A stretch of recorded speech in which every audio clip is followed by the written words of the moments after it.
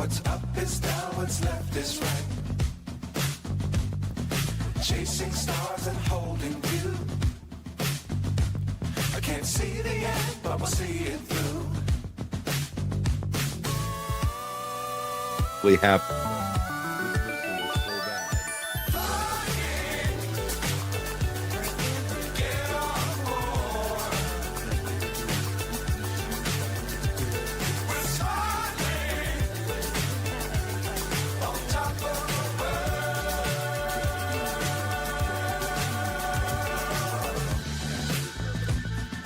Dangerous times, don't fly too high.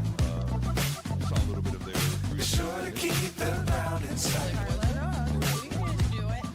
Fly forever if you keep it tight. Love the world and keep the sky on your mind.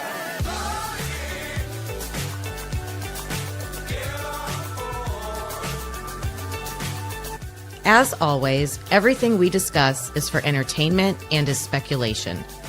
Please like and subscribe, and definitely join our discussion in the comments. If you're ready, let's get into it. Hello, everybody. Welcome back to Typically Unique. We have a lot to go over today. I have planned for us to compare the West Memphis 3 case to Brian Koberger and talk about plea deals. I found some information about pleas, so I want to talk about that with you. Plea deals and how they've been used in a lot of court cases in our country with that system. And I want to say hello to Donna and Jeff and Tomboy. Good morning.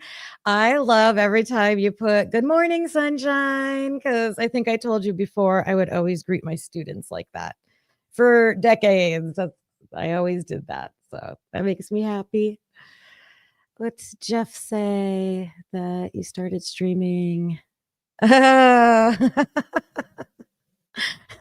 Thanks, Jeff. Thanks. That's important. Jeff's talking about the watch time hours. I was just, I try to always like look at information about how YouTube does stuff. And I guess like subscribers are important because you have to reach certain milestones. But now they're saying like watch time hours are like the most important thing. So watch your favorite creators and let those videos play.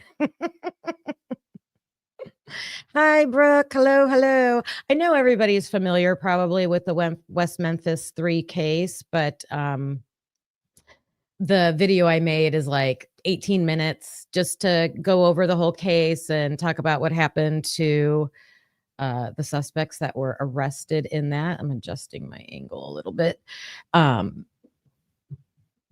Yeah, so we'll get into that in a minute, waiting for everybody to show up. Did I talk to you guys about how I was a poll worker on election day? I know it's been a couple weeks, but I wanted to share that experience with you guys. I don't want to dissuade you from doing it. Hi, Witchy. But it was a day. It was a day. So, you know that I just retired. So I'm signing up for like trying to find some extra little things I can do here and there to get new experiences, get a little extra pay, things like that. And so to be a poll worker, you go to a training and they pay you like $11 for that. And you go and you find out how to do it. And seriously, it could have been a video because it's just filling out some forms and verifying the IDs and that kind of stuff. And then the day of, I had to be there at 6 a.m. and I was there till almost 8 at night. It was crazy. It was such a long day. Oh my gosh, because there's a lot of downtime, especially when it's not a presidential election. Ooh, boy. Yeah, and I think I told you guys, I don't know, I might have posted it on a community post, but I tried to take some pictures in there because I wanted to show you like the experience. And they yelled at me. They're like, "You can't take pictures in here." I'm like, "Okay, okay." So that's the only thing really. I wasn't feeling good. I think the flu has hit our household. Anybody else out there been battling that? My daughter was sick. Carlos isn't feeling good. I wasn't feeling good for a few days. So trying to get past all that. And we have our first snowfall of the season. And I thought I pulled it up. Maybe I didn't. Let's see. I'm going to share this, but then go back. I'll show you. I'll show you how much snow we got. It was a dusting. We call it a dusting. I know there's a lot of Ohio people out there. Anybody else get snow? Where to put it? Oh, it's up here. Sorry, you guys can see my drive. I'm a little organized. I learned how to organize my drive from teaching. So this is everything for today's live. There it is. That little bit of snow, you can still see the grass poking through. Your kids were excited for snow. Yeah. Flurries, you call it flurries. We got a dusting. We call that a dusting, but it's not over with. I've been watching Chicago. I guess Chicago got hammered. And usually that comes our way. So they said this is going to come in waves until Tuesday. So we will see what happens. All right. So yeah, we're going to start with the West Memphis 3 and then talk about plea deals. So let me get that off there. That's why I put snowflakes as my background today.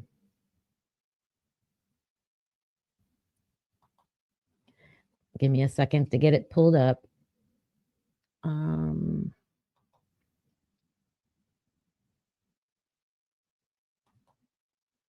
All right, I got to do this. I think. Let's see.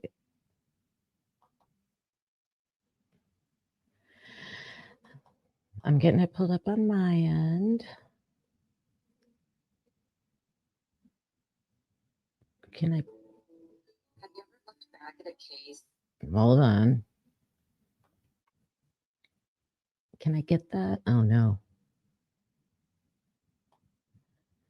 All right, let me see. See my options here. I want to, a file. There we go. Have you ever looked back at a case and thought, there's no way that's justice? Because that's exactly what people thought and still think about the West Memphis 3. 3 teenagers accused of one of the most brutal crimes imaginable, convicted on flimsy evidence, moral panic, and fear. And then, nearly 2 decades later, walking out of prison, not as free men, but under a deal that still called them guilty. Today, we're unpacking the story of the West Memphis 3, the murders, the hysteria, the trials, the appeals, and how an Alford plea gave them freedom at a price. It's May 5th, 1993, West Memphis, Arkansas, a small working-class town separated from Memphis by a bridge and a world of difference. 3 second-grade boys, Stevie Branch, Michael Moore, and Christopher Byers, go out for a bike ride. They never come home. The first report to the police was made by Byers' adoptive father, John Mark Byers, around 7 p.m. The boys were allegedly last seen together by 3 neighbors, who, in affidavits, told of seeing them playing together around 6:30 p.m., the evening they disappeared, and seeing Terry Hobbs, Stevie Branch's stepfather, calling them to come home. Initial police searches made that night were limited. Friends and neighbors conducted a search that night and included a cursory visit to the location where the bodies were later found. A more thorough police search for the children began around 8 a.m. on May 6th, led by the Crittenden County Search and Rescue personnel. Searchers canvassed all of West Memphis, but focused primarily on Robin Hood Hills, where the boys were reported last seen. Despite a shoulder-to-shoulder search of Robin Hood Hills by a human chain, searchers found no sign of the missing boys.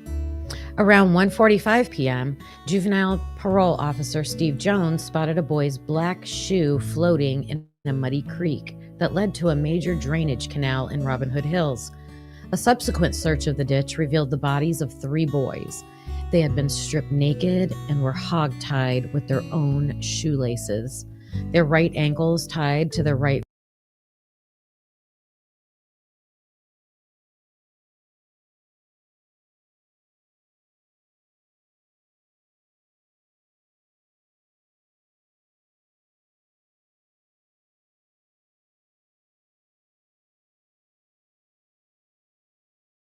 wrists behind their backs. The same with their left arms and legs. Their clothing was found in the creek, some of it twisted around sticks that had been thrust into the muddy ditch bed. The clothing was mostly turned inside out. 2 pairs of the boys' underwear were never recovered. Christopher Byers had lacerations to various parts of his body and mutilation of his genitals. The autopsies by forensic pathologist Frank Peretti indicated that Byers died of multiple injuries, while Moore and Branch died of multiple injuries with drowning.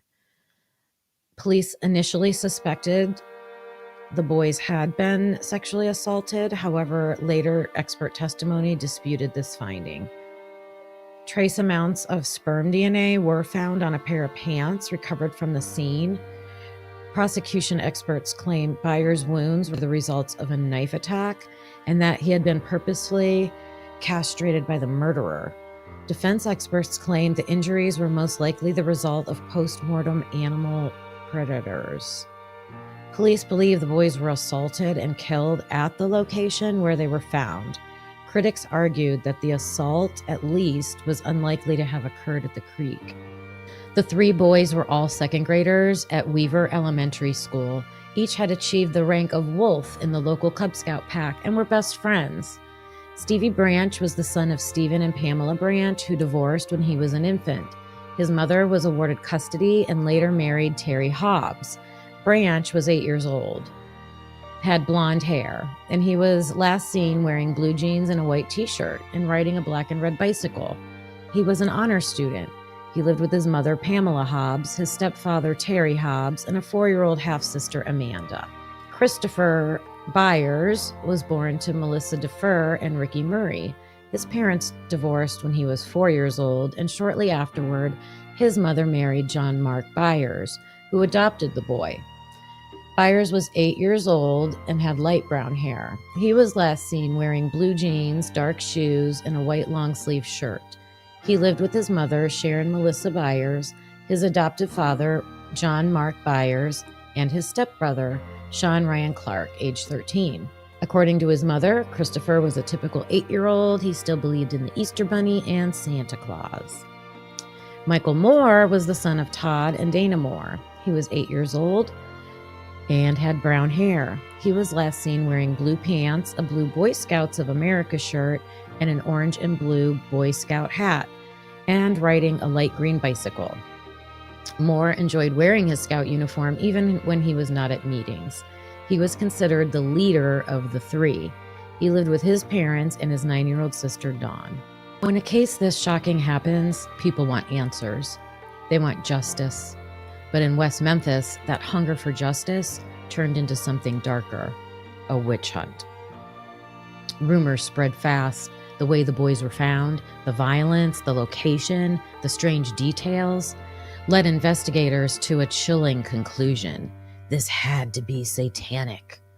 And in the Bible Belt of the early 90s, that word carried weight. Soon, police had their suspects, not based on evidence, but on appearance.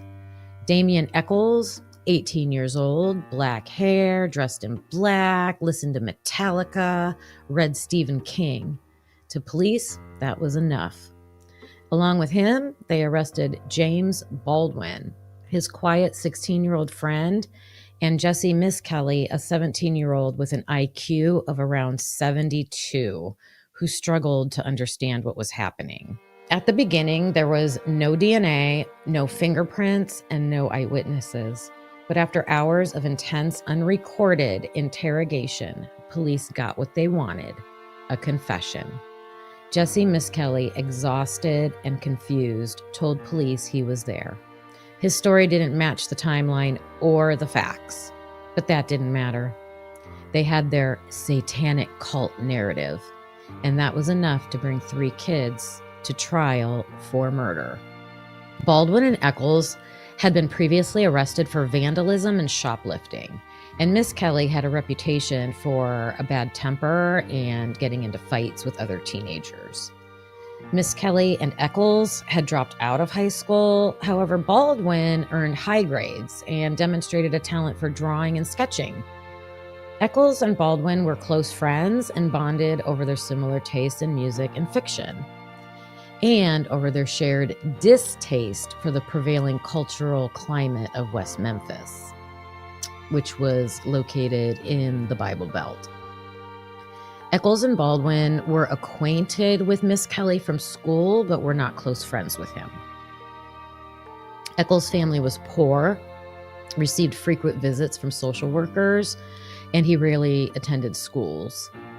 He had a girlfriend, and Eccles had spent several months in a mental institution where his mental illness was characterized by grandiose and persecutory delusions and auditory and visual hallucinations. During Jesse Miskelly's interrogation, he was questioned alone. His parents were not present during the interrogation, even though he was only 17 years old and a minor. His father did give permission for him to go with the police, but they did not give permission for him to be questioned or interrogated. He was questioned for roughly 12 hours. Only 2 segments totaling 46 minutes were recorded. Miskelly quickly recanted his confession, citing intimidation, coercion, fatigue, and veiled threats from police. Miskelly said he was scared of the police during his confession. Shortly after Miskelly's confession, police arrested Eccles and Baldwin. The physical evidence found at the scene, claiming to match to Eccles and Baldwin, consisted of 2 green threads found at the crime scene that a state witness claimed are microscopically similar to a green child's t-shirt found in Eccles' sister's closet, and 1 red rayon fiber that state witnesses said is similar to a woman's robe found in Baldwin's home. From the beginning, there were other people who could have and maybe should have been investigated. One of the most haunting early reports came from a restaurant worker at Bojangles, located just a short distance from where the boys disappeared. On the evening of May 5th, a black man, muddy, disoriented, bleeding, entered the Bojangles restaurant bathroom. He seemed lost, possibly injured, and left behind blood smeared on the walls. The police were called, but when they arrived, they barely looked around. They took no samples, no photos, and filed almost no report. By the time investigators returned the next day, the bathroom had been cleaned. Any possible evidence, gone. And here's the eerie part. The Bojangles restaurant backed up directly to a service road that led right toward Robin Hood Hills.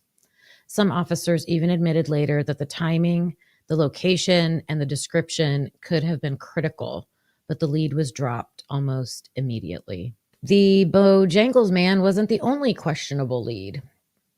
Years later, DNA evidence from the crime scene, specifically a hair found in one of the bindings, was linked to Terry Hobbs, the stepfather of Stevie Branch.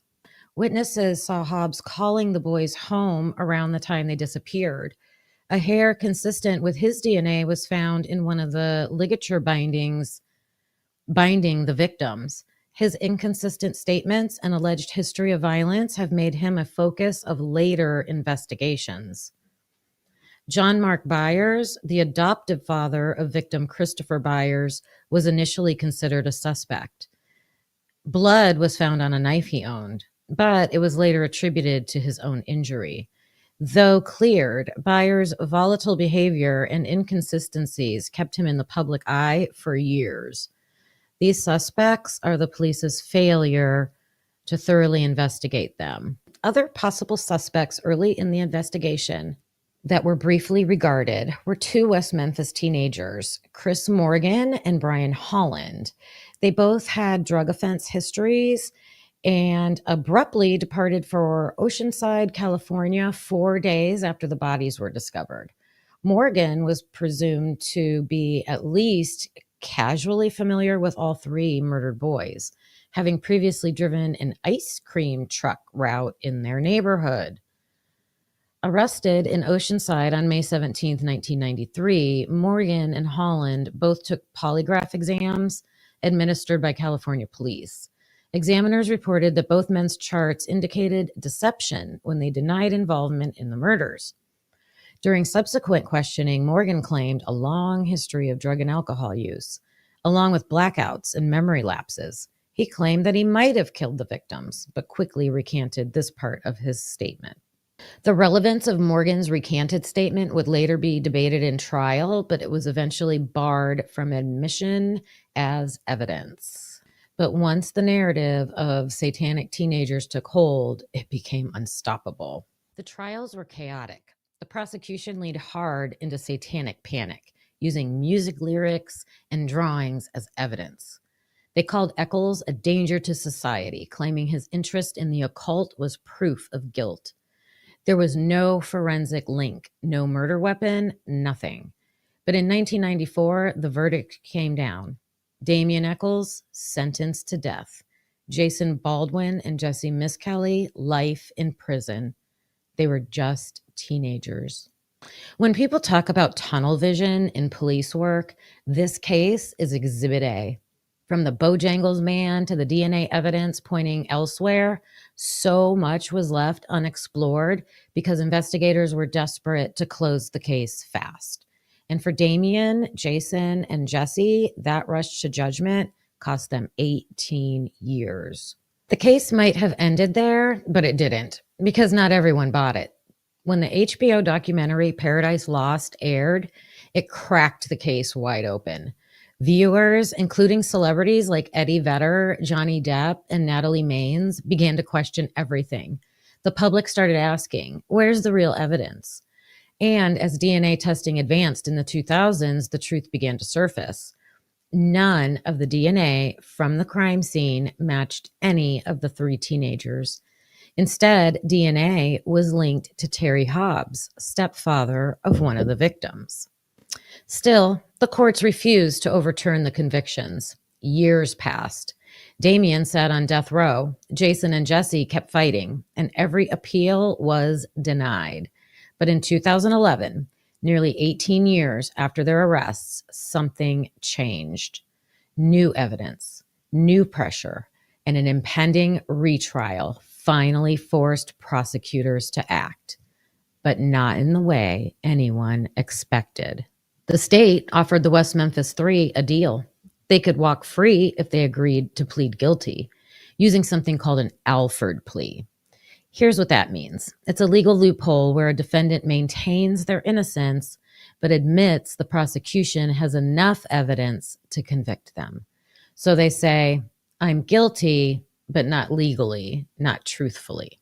On August 19th, 2011, the West Memphis Three walked out of prison. 18 years gone.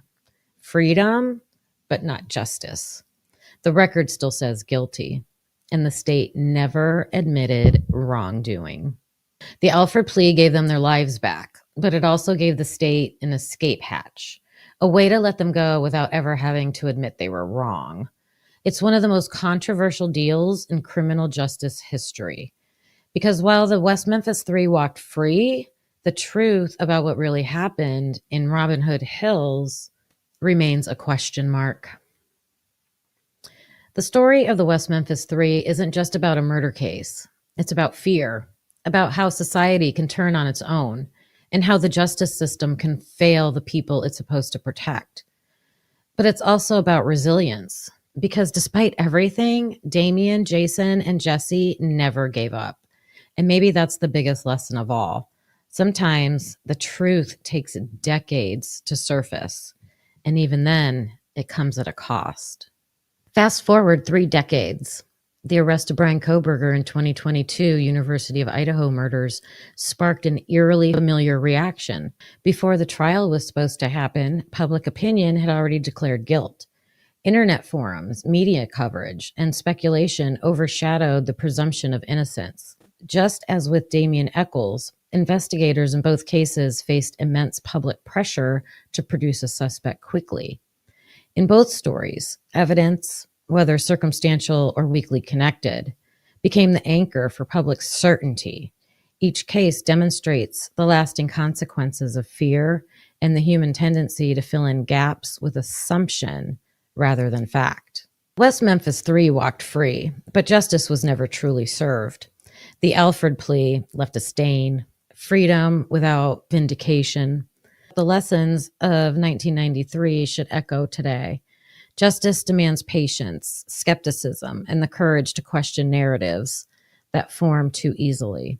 Otherwise, history will continue to repeat itself one presumption at a time.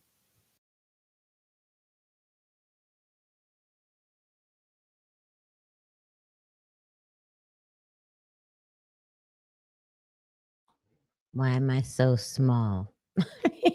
Let me get me. There I am. I want to be in the middle. Okay, a little bit better. All right. I've seen some people come in. I wanted to say hello to Dago and Mark and Jen and Sarah. Good to see you guys. Thanks for being here.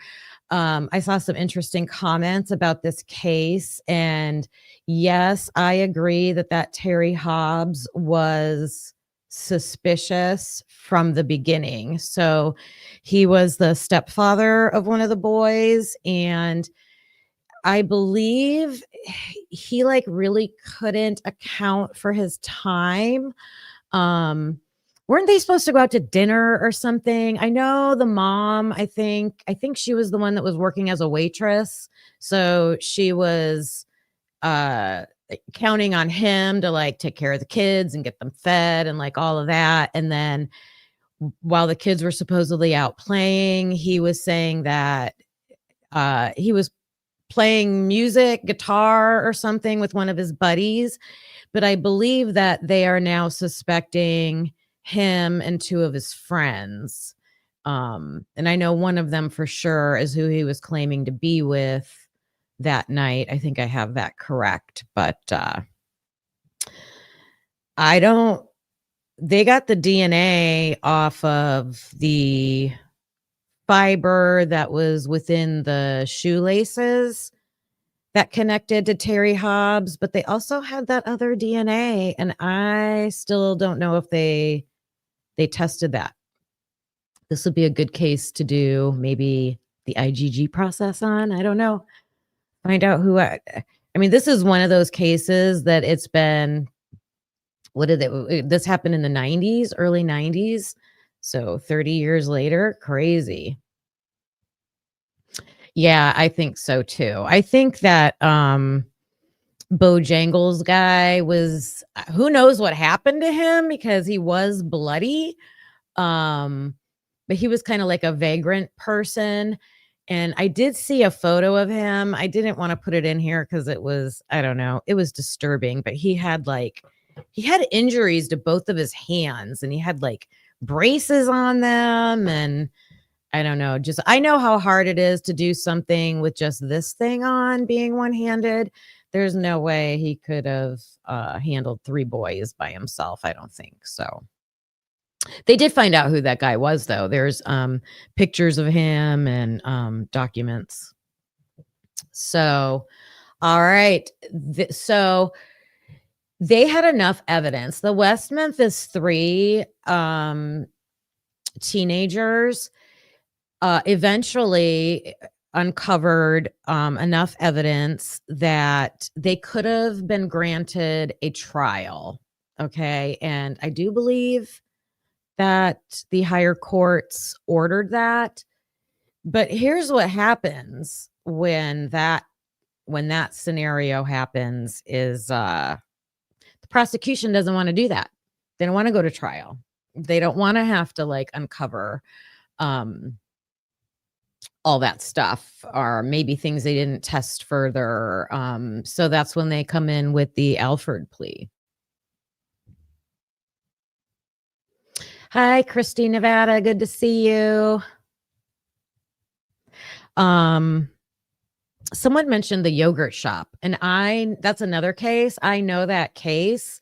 I think it was in Texas, and the girls were closing down the yogurt shop at night, and there was someone in there that I think went to the back room, like bathroom or something, and it looked like they stayed in there after they closed. And I think, wasn't that the one where they set it on fire, but they could tell that they died before the fire? I knew the case, and then I stopped following it, so I didn't know that they had arrested people. I thought that they found the true killers recently. Did they find them recently?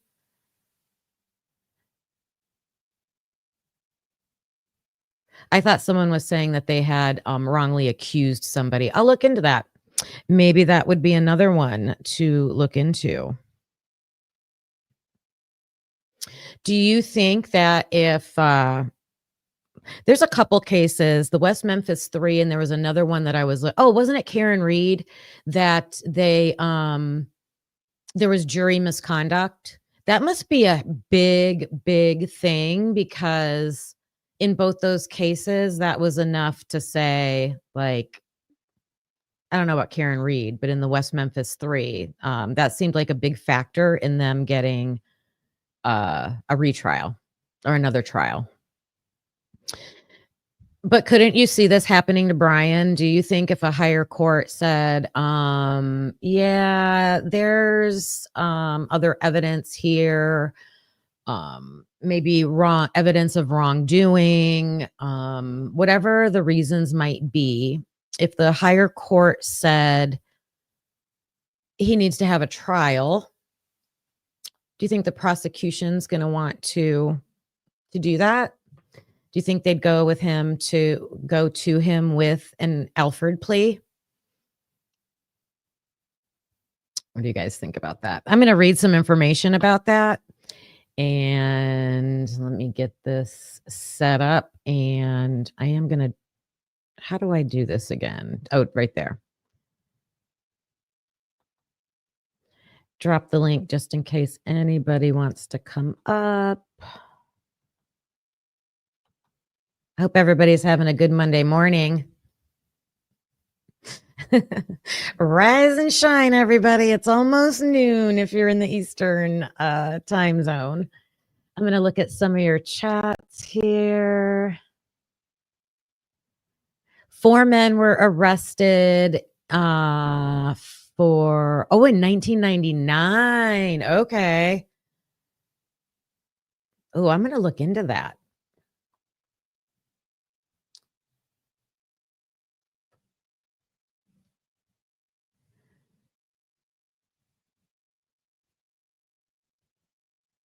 Witchy's having a discussion with her cat, the calming collar. Oh. Do you think that the state even offered an Alford plea? I don't think they would have done that at that time, because the prosecution that means he gets out. He gets off, right? They want him in prison. They want someone in prison. It would have been a better option for Brian, but I don't even think they weren't even going to go that route, I don't think. All right, let me show you the information that I have. How do I get this down now? Hold on a second. Okay, I can remove that. There we go.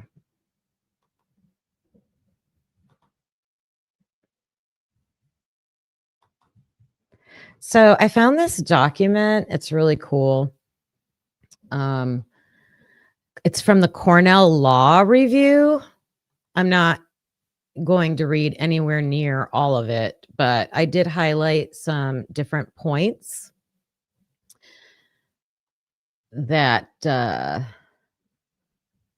might explain some things. And now I'm talking about what might happen down the road if we think that evidence is coming out, that there's other suspects. Brian didn't do it alone. Brian didn't do it at all. And if there's going to be a plea deal. So, and it's interesting that the people who wrote this, one of them used to be on board with plea deals and had a case where or the Alford plea, I'm sorry. He offered the Alford plea. He supported that, and then he changed his mind about that. So this says that several recent high-profile cases, including the case of the West Memphis Three, have revealed that factually innocent defendants do plead guilty. And more disturbingly, in many of the cases, the defendant's innocence is known, or at least highly suspected at the time the plea is entered. Innocent defendants plead guilty most often, but not always, in 3 sets of cases. So there's 3 main scenarios where someone who's innocent would plead guilty. And the first one is low-level offenses. So that doesn't really apply to Brian. So that's like, I just will get out quicker, maybe lesser charges if I just say I did it and move on with my life, right? So that's one scenario. The second is where the defendants have been wrongfully convicted. They have to prevail on appeal, so they have to be granted an appeal, and then they're offered a plea bargain that will assure their immediate or imminent release. I don't know if that always happens. I think usually they'll say they at least deserve a trial. And then the third scenario is where defendants are threatened with harsh alternative punishments like the death penalty if they don't plead guilty. So that seems to be what happened in Brian's case, right? Right there. They don't plead guilty.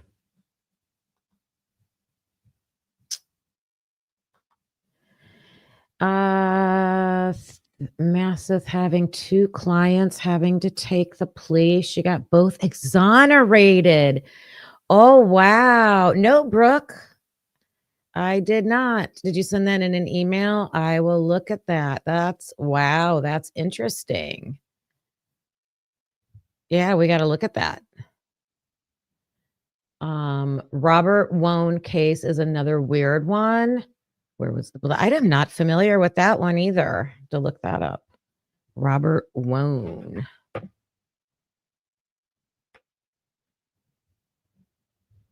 I know Lana said to watch the Eileen Wuornos show that's on, I think it's on Netflix. I started watching it. I didn't get to the part where apparently I'm assuming it's going to look like she's not the one that actually did it, which is crazy. Considering, the narrative and all the other documentaries and information that came out about her. I watched a little bit of the beginning of it. It hooked me, but it was that, I was falling asleep. So I fell asleep to it. But it looked like Eileen Wuornos while she was in prison, was communicating with this, I think it was a BBC um, investigator. And like they had communicated for years. And Eileen finally said, I'm going to sit down only with you and I'm going to tell my story to just you. And there's one part, I don't want to give a spoiler, but I won't give the spoiler part, but she leaned over into the interviewer's ear and she whispered something to her. And I was like, oh my goodness, like it's crazy. Let's see. Is that what Hitler did at the restitution hearing, saying that defense violated the plea agreement? Saying that they violated the plea agreement because they were fighting against the restitution. And Tomboy says the state violated the plea agreement. I'm not sure about that one. Okay. Where's my tab? This one.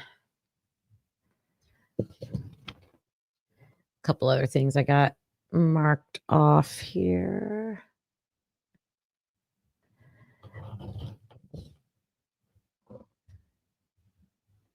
This page.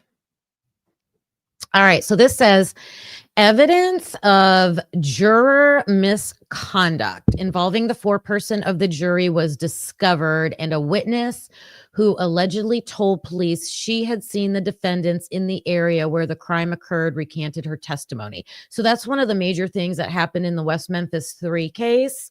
And I told you that juror misconduct, I think that's a big one. That's a big one.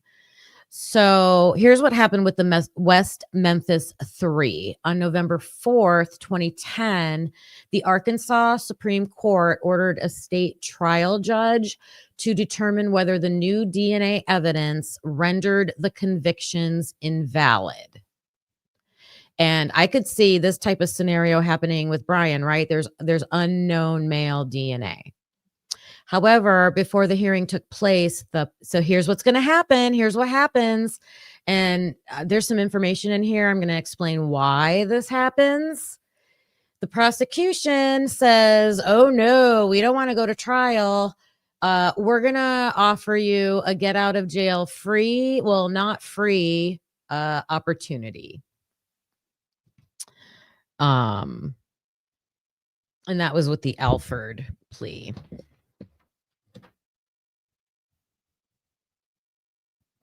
So the prosecution's plea offer was designed to be highly coercive.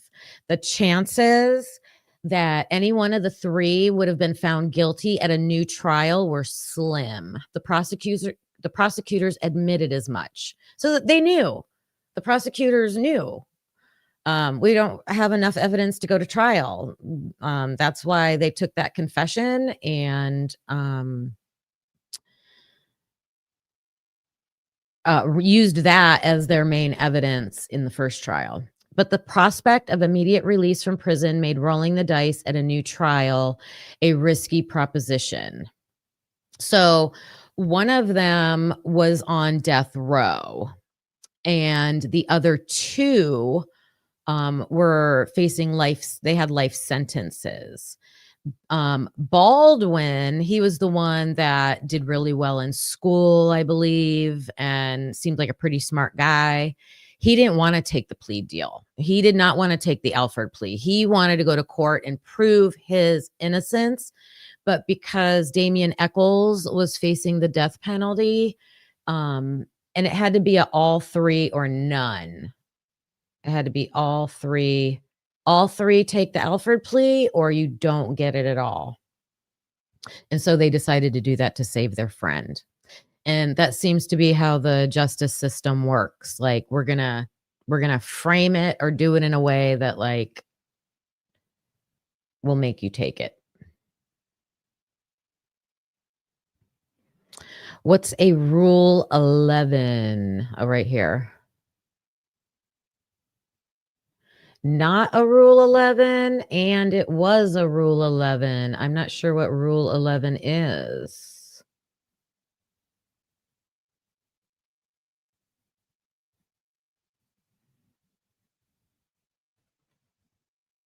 Mark says that Aileen Wuornos lost her mind at the end.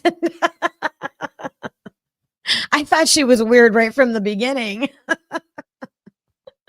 of that show. I mean,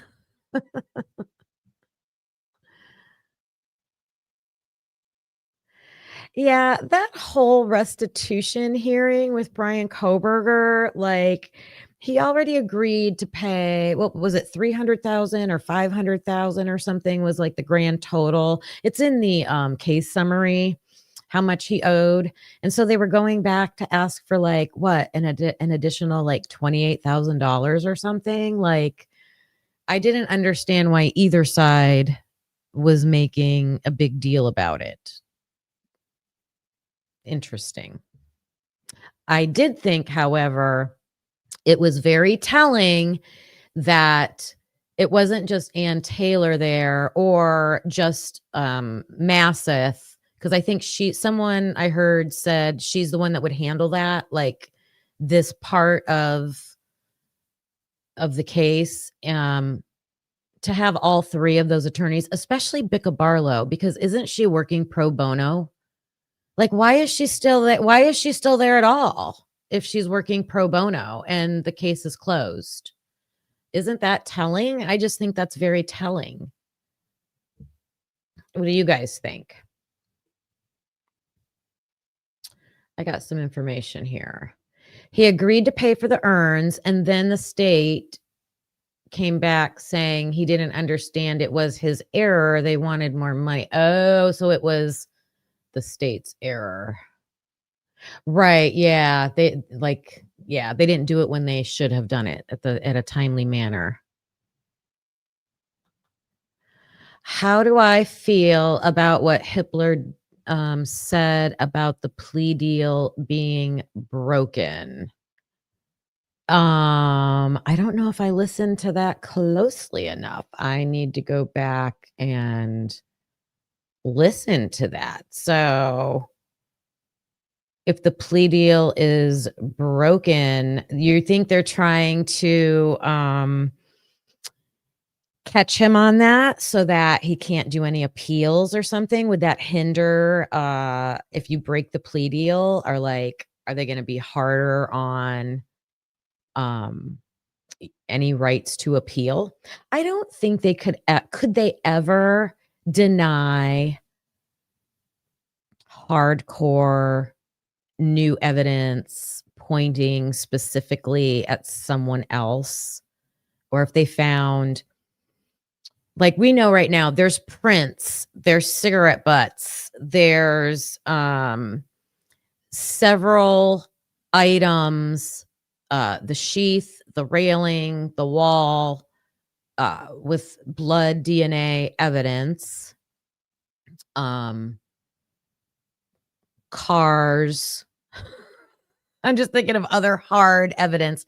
I'm waiting for us to uncover some videos. I know that there's some videos out there. They're going to show some interesting things, especially if there's more time that we're going to get to see. Someone said like 8 hours or something of that 1112 cam. I mean, I think there's going to be a lot we're going to see. And then I don't think if they could make it so concrete and so evident, I don't know how you could deny that. It would have to go up probably to the Supreme Court level to make it happen. Yeah, all that sleuthy, that is the argument that my husband and I'll say debate. That's the debate we always have, because I pretty much in every episode I'll say, but they didn't test it. And he'll say, yes, they did test it. Because they know if it's male or female. So that's just some testing. I know what you mean, and what I mean is take it through the IgG process, right? Like take it through that full process. And then we were debating with that Q1.4, the blood on the sheath, it's a mixture. And, they're probably arguing, we tested the button strap because it was single source. And I did look up the mixture. Can you, is it possible? Is it possible to run IgG process with a mixture? And yes, it is possible. You can extract it. There's different levels of complexity. So I don't know if they've explained well enough in the documents if how complex the sample was on Q1.4. I'm sure it mentions it. I don't know. I just saw the sample and whose mixture it was, but they should be able to describe like how degraded it is, how much of a profile or how much of a sample it is.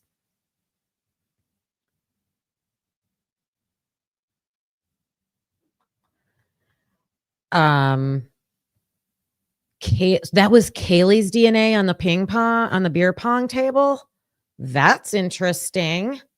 See, we need a list of all these things that don't equal the narrative that they're telling us, right?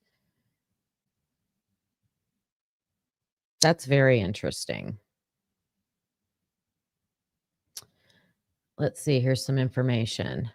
When a prosecution violates Rule 11, it can provide grounds for a defendant to challenge the plea. Ooh. And it was my understanding that Bill Thompson stood up there and said it was his fault, right? Didn't he cop to that? I got to look up Rule 11.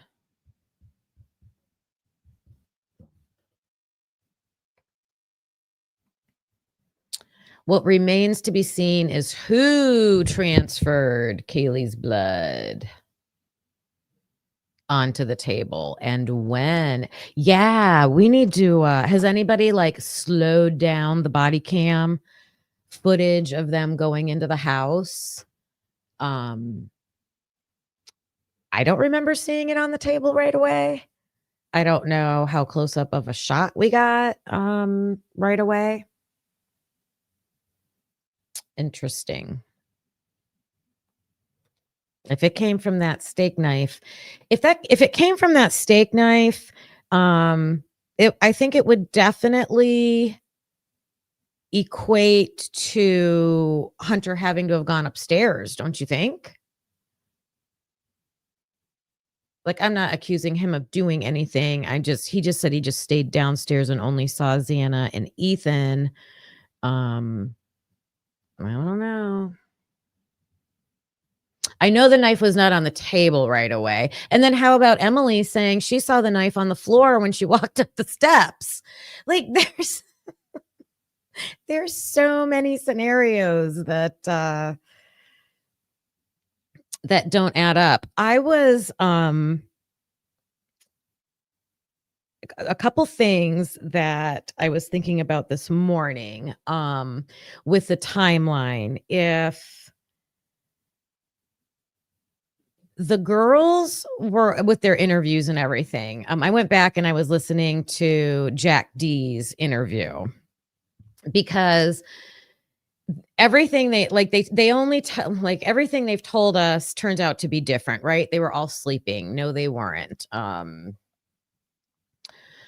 I don't know, just a million other examples I just can't think of off the top of my head right now. But I was curious because we didn't know that they all gathered upstairs in Kaylee's room. So I'm picturing this in my head. They're all up in Kaylee's room around 2 a.m., right? And the first phone calls start going out to Jack D at like 2:20 something, I believe. Or is that when the phone call was? Remember when there was that like 17-minute phone call? That he says he doesn't remember. So I'm like, that's only 20 minutes. So if I'm just picturing some college girls having come home from the bar, everybody's drinking, everybody's drunk, you're goofing around, someone's got food, you're all hanging out. That's probably going to last like 10, 15, 20 minutes, half hour. In any of the interviews, I haven't seen anybody ask Bethany or Dylan, what were the text messages about and what was the phone call about? Because it would at least be possible they were there when that was happening. Or maybe heard talk of, hey, let's call him, some discussion. That's something that's missing that I thought was curious. Back to the blood on the beer pong table, Hunter's hand. It was laying on the floor in the living room. I've seen the slowed down body camera. So the knife was laying on the floor in the living room. Okay.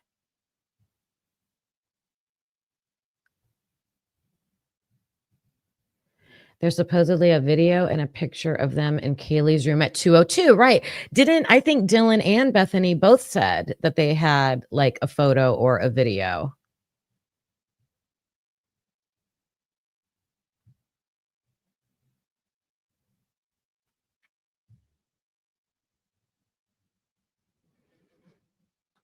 Donna says there would have been no blood on the knife because it was not in the documents.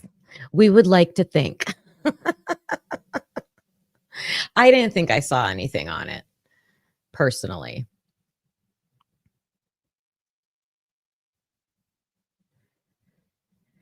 I always thought when I listened to the 911 call,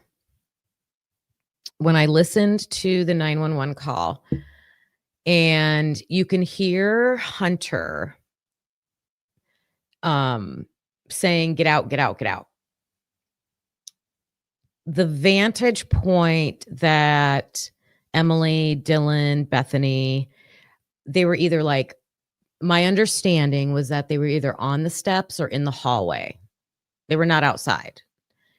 And so because they have the phone, so they have to be in the house either at the landing or on the steps because Hunter's upstairs, at least on the second floor.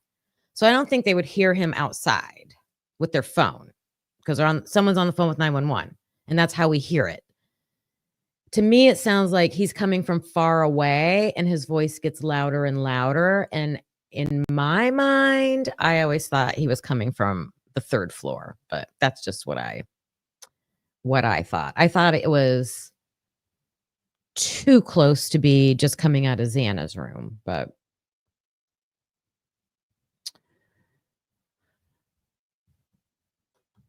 all right. So I wanted to talk about these plea deals a little bit more. 161. Let me find my notes here. I got it printed out and highlighted, and then I'm going up here so you guys can see it. So there's 3 features of our justice system that increases the risk of innocent defendants pleading guilty. And I wanted to talk about this today because I think our number one question is, if Brian's innocent, why did he plead guilty? If Brian is innocent, why did he plead guilty? And so here's the 3 reasons why they're pressured. So the system's need for the overwhelming majority of defendants to plead guilty. So the system as a whole needs this to happen. And I'm going to explain why. And just because the number 2 is it's just a old draconian practice, right? We've been doing it forever and this is the way we do it. And then there's no regulation. Like nobody's overseeing this process. So it can just happen however the prosecution wants it to happen. All right. So why is this happening? So plea bargaining first became common in the United States in the mid 1800s. And by 1967, the American Bar Association was beginning to embrace this practice. Okay. And here's why. It's because they didn't have enough resources. So they're arresting criminals and then they're not increasing the amount of prosecutors they have. I think they increased the amount of for-profit jail space that they have. They have enough jail space because they're making money off of that. But their other resources, they did not increase. And that happens with the education system all the time. There's like they change the system, they make mandates, they want this, this, and this to happen, but then they don't supply you with what you need to make it happen. So it just stresses out the system. And so that's what happened. So they're arresting more criminals and then they're just making scenarios where, hey, you don't have to go to trial, but you got to plead guilty and then we'll offer you this lesser sentence or, whatever they do. And by the 70s, by 1970, that's like status quo. That's what started happening.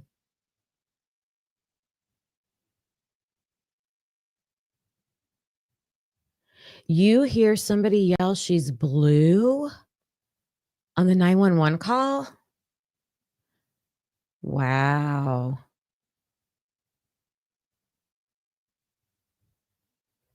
Is Lori in here?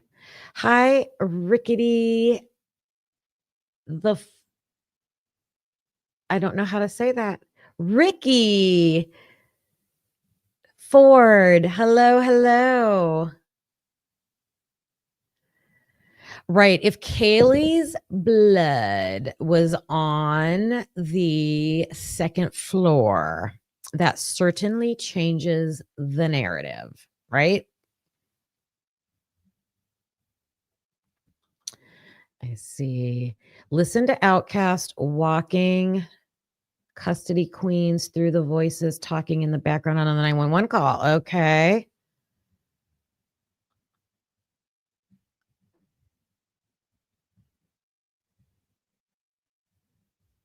I'm going to bounce back and forth between comments and talking a little bit more about the plea deal.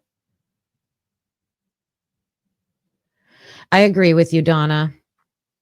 I'm even starting to hear some of the more, they're still YouTubers, but they're more mainstream YouTubers, the attorneys that like have their own shows, starting to question some of that too, right? Doesn't match. It doesn't match. That's where the hazmat suit come. He put a hazmat suit on. No. I need to dive in more about the cleanup too.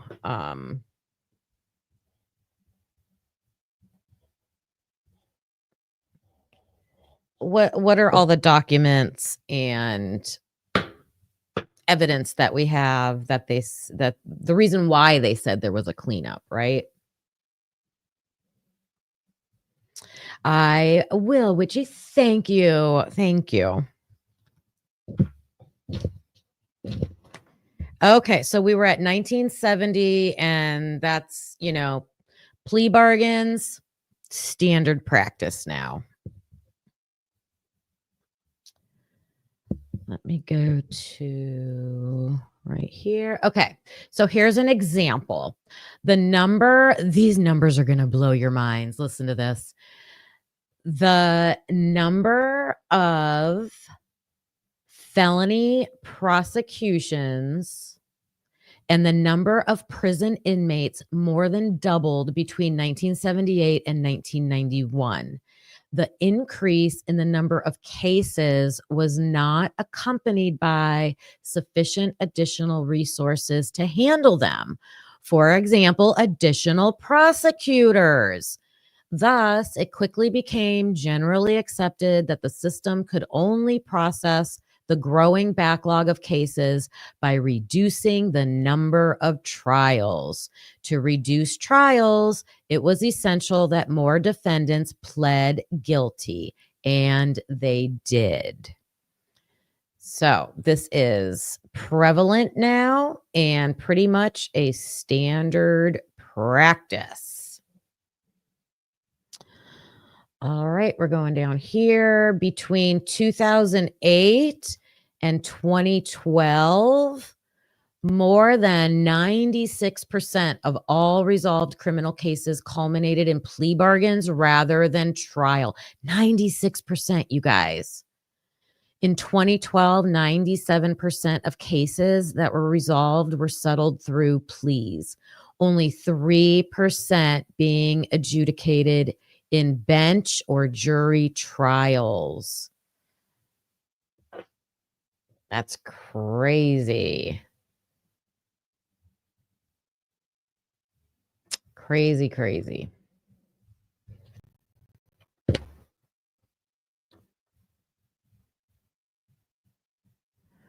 All right. So the current conventional wisdom. So here's their wisdom. Current conventional wisdom is that without the ability to dispose of the vast majority of cases through plea bargaining, the criminal justice system would collapse inwardly upon itself like a legal black hole. So there's the why. All right. So here's why this is happening. And you would think Brian had some knowledge of that, right? Like he had to have known that. Oh, that's interesting. Witchy. In the lawyer community, it said if your client goes to trial, you didn't do your job as a lawyer. Wow, that's interesting. I would think if I was a college student training to be an attorney that goes to court, I would want to go to court. Like, I don't know, that would be the interesting part of the job, I would think. Besides just doing paperwork, have someone take a plea deal.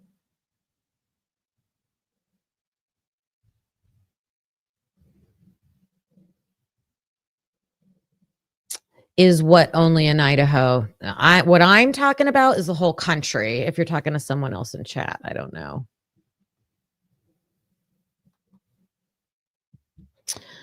Okay, then there's part B. So the draconian sentences. So like giving like these harsh, super harsh punishments.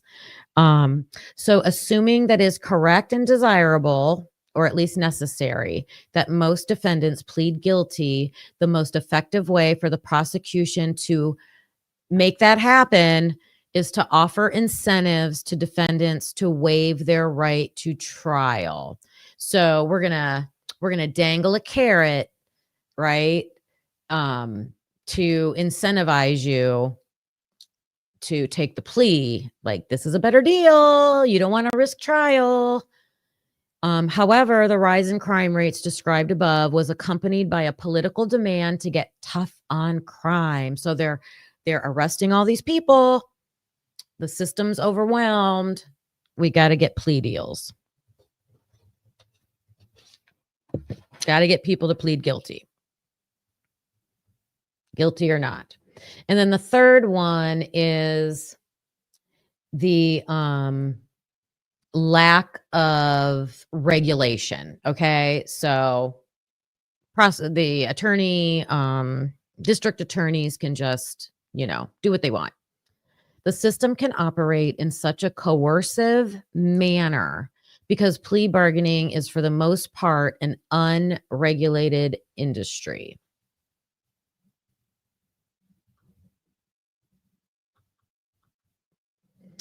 It's true. Oh, wait a minute.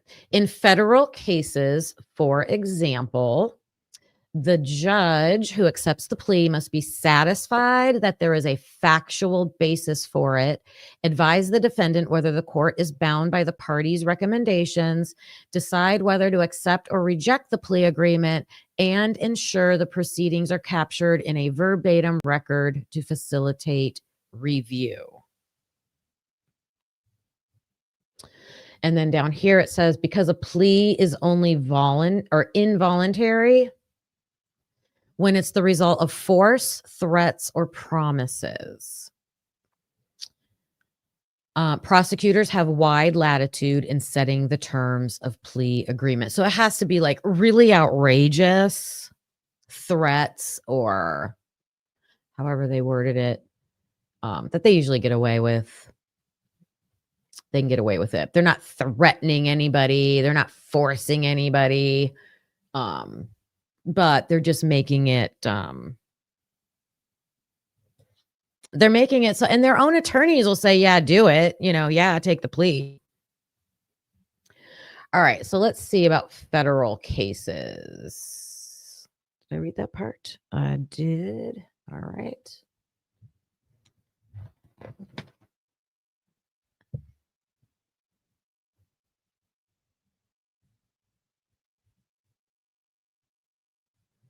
Page is this? Sorry, I'm finding my page back up here. All right. So some are objecting to the new reality of plea bargaining on the basis that it allows prosecutors to cut corners, right? I think we all agree with that. It pits lawyers against their clients, eroding the attorney-client relationship, diminishes community participation in the criminal justice system, right? Because you don't have juries. So now the community is not, we're supposed to have this system that we get to participate in. And it places too much coercive power in the hands of prosecutors rather than, you'll like this one, neutral judges.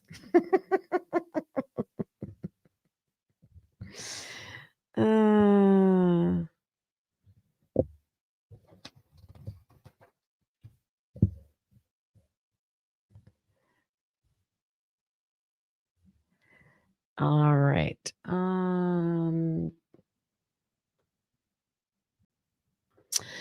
Defenders also maintain that despite the potentially coercive power placed in the prosecutor's hands, even an innocent defendant, so this is important, an innocent defendant is better off when she chooses to plead guilty in order to assure a more lenient result if she concludes that there is a risk of wrongful conviction at trial. And that's a good debate right there. How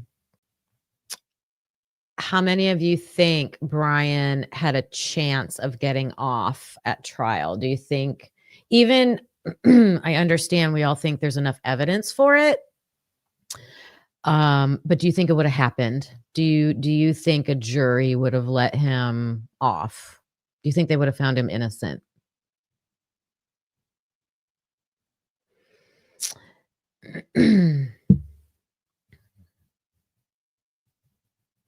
Yeah, lots of comments about Hitler. Yeah, they put a judge in there that didn't even specialize in criminality, but it doesn't matter, right? Because they're just going to take a plea deal. I think knowing this information, doesn't it make you feel like they probably knew it was headed here all along? The only thing that would have stopped it is the speedy trial, right? If they would have went to a speedy trial.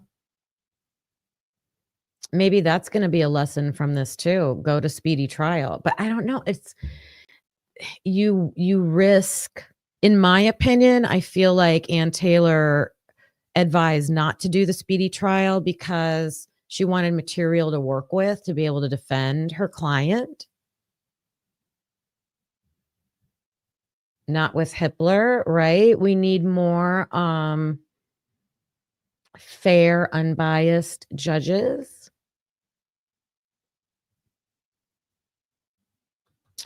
Do you think, well, I agree. Okay, I agree with you. First was I was going to say it's the prosecution. If any evidence is being suppressed, they're the ones not turning it over. But I could see your point that Hitler would be like, quote, hiding it if he's denying certain hearings that they're asking for, denying like with the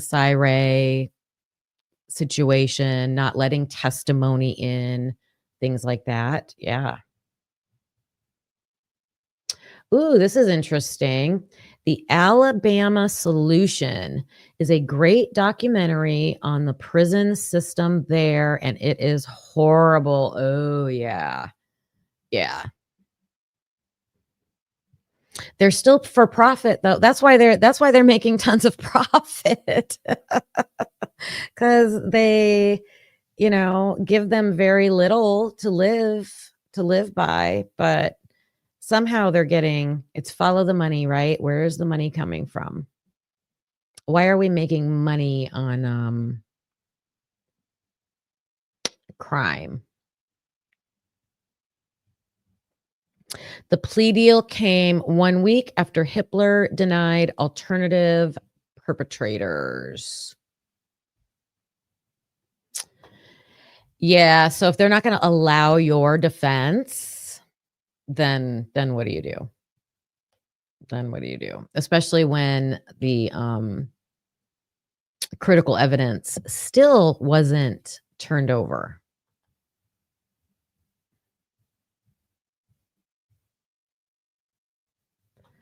Bill Thompson said that? Oh, according to him. Yeah, according to him, right. So, was that a tactic, right? Is that a tactic? Because they wanna force a plea. They wanna force a plea. What else how else could they have forced a plea? If they were allowed to use their alternative perpetrator, defense, if, Syre could have been heard, if they could get the cast viz data,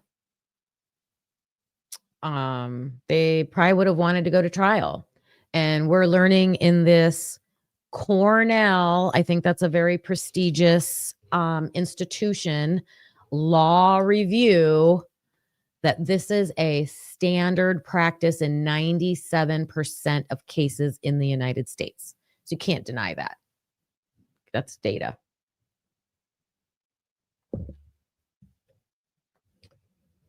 Good points, you guys. Good discussion going on there. All right, how far did I want to read down on here? Okay. So, by allowing a defendant to choose whether to accept a plea bargain or take her chances or their chances at trial, the rational defendant, so the theory goes, will only choose to plead guilty if the chances of being found guilty are high, right? So, well, they'll only take the plea if they really think they're going to be found guilty. Therefore, according to this school of thought, even innocent defendants gain from plea bargaining. That is the weirdest statement ever. Even innocent defendants gain from plea bargaining. A further advantage of the plea bargaining system is said to be respect for an individual's autonomy, and that it gives the defendant some ability to control their destiny. Wow. Is that like gaslighting or what? If you're innocent and you are taking a plea deal, in my opinion, I think that only works with like super low charges, right? Low level felonies or maybe things like that, like getting off. Like maybe you could get a higher sentence, but you're going to get off on a lower sentence. You're not going to serve any prison time, things like that. That's how I'm hearing it. I don't know how you guys are hearing it. Yeah, good point. Hi, Tony Stevenson. Yeah. So Brian was going to have a death penalty jury. They tend to lean guilty. Prosecutors put defendants in a pickle, having to guess, and take a chance on the risk they want to take, and they know a lot of people won't take that risk and they'll just plead guilty and okay, bump, we're done. another case off the books. Let's move on to the next one because we are in an overwhelmed system.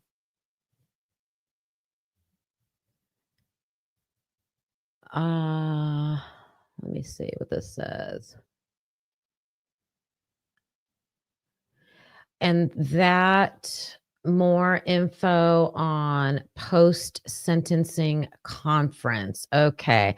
I won't show anything from CBS here, but I will look that up.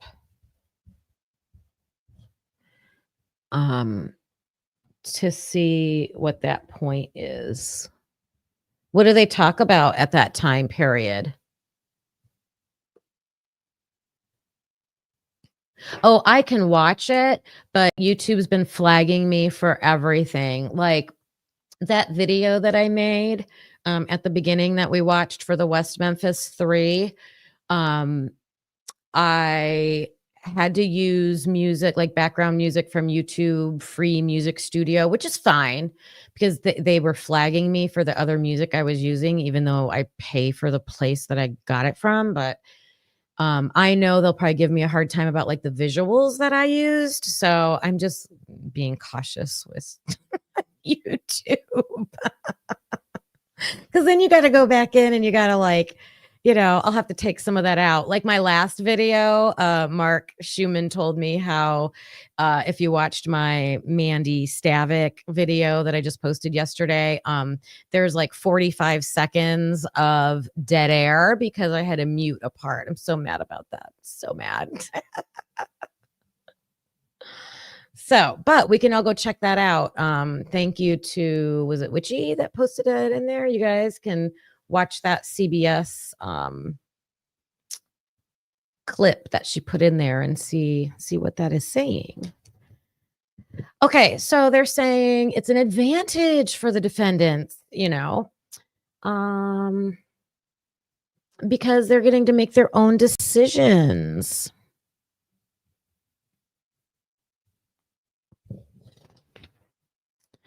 All right, now here's a good point. Okay. I even wonder, whoops, I thought I was making a box. I even wonder if this is something that could be used. So this is a court case. Bordenkircher versus Hayes. Justice Potter Stewart's majority opinion defended the practice against a challenge based on the prosecutor's decision to increase the charges with unique severity against a defendant who refused to plead guilty. So they will work it until we're going to make it so impossible for you until you will plead guilty. Because if you don't, you're going to get this harsher sentence. So Hayes was the defendant. He was indicted for uttering a forged instrument in the I don't know what that means, in the amount of like a forged check or something, a forged money in the amount of $88.30.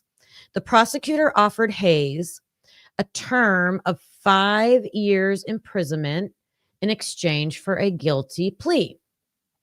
Hayes, believing 5 years was excessive for like a bad check or something, like that's crazy. Given the modest amount of funds illegally obtained, he turned it down. Because Hayes had 2 prior felony convictions for similar offenses, the prosecutor then indicted Hayes as he had promised he would. So this was even for the indictment. Under the Kentucky Habitual Criminal Act. So see, that's another thing they did is they put in all these other like criminal act provisions, different rules and laws. So like, we're just going to make things harsher and harsher and harsher. Like remember the 3 strike rule, things like that. Hayes was convicted and sentenced to the mandatory term of life imprisonment with the possibility of parole. You guys, for $88.30. That's crazy. Isn't that crazy?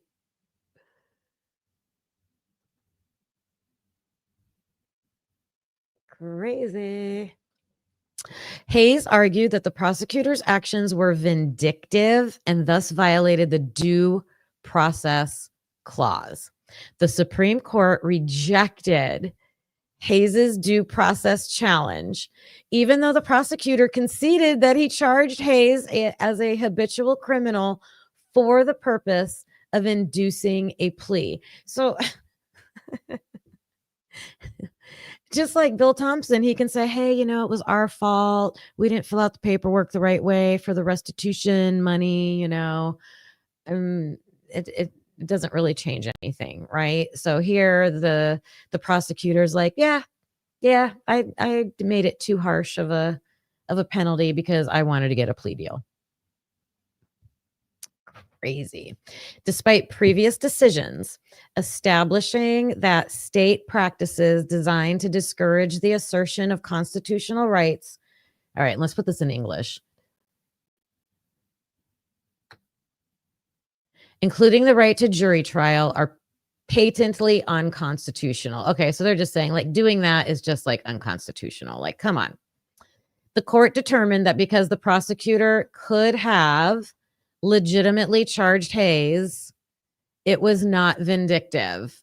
So it was within the law. So what he did, giving him a life sentence because he was a habitual criminal was under the law. So it's not really vindictive. Because that's what they do, right? They just change the laws. They'll just change the laws. Justice Stewart's majority opinion also hailed the virtues of plea bargaining. So they're like, yeah, plea bargaining. If it's properly administered, it can benefit all concerned. It's a give and take. It's negotiations. And we both have equal bargaining power. I don't think there's equal bargaining power. All right.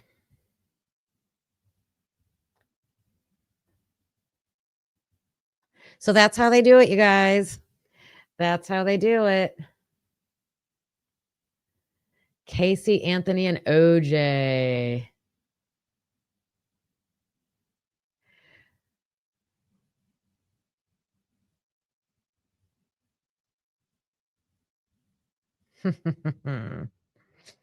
All right, so now it's going to go into just a couple more things, couple more points, you guys. I don't think there's too much more. 159. There's some good. I feel like knowing this information.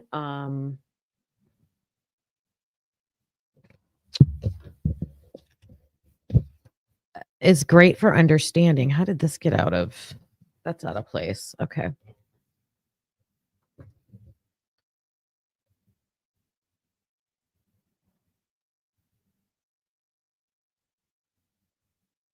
Here we go. Okay. But saying it is so, even if the Supreme Court says it, does not make it so. So in many cases, there's no true mutuality of advantage. So, you can say it's good for the defendant, but that doesn't mean it is, right? Because they use these highly coercive practices. So in that Hayes case, they allowed a prosecutor to apply leverage by filing charges that would not have been brought against the defendant. They were not even going to charge him that way, but they just did it just because he said, no, I'm not taking your plea deal. So that's almost like, being vengeful to do that, right? The lack of advantage to many innocent defendants is exacerbated by the fact that prosecutors often offer the strongest incentives to defendants in cases where the evidence is weakest. Let's say that again. Where the evidence is weakest. It is necessary to do so to secure a conviction. So that's exactly what happened right there. We have weak evidence. So we are going to tell you we will take off the death penalty if you plead guilty.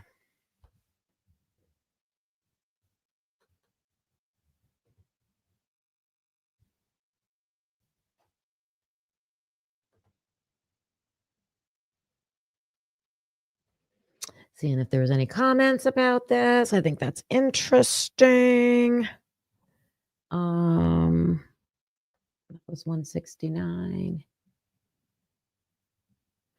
So this is not mutual because prosecutors can extract a guilty plea in almost any case, right? Any case.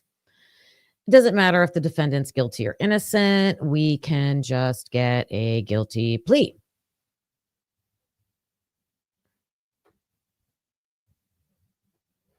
Many defendants, even innocent ones, are willing to accept a lesser punishment in return for avoiding the risk of a much harsher sentence.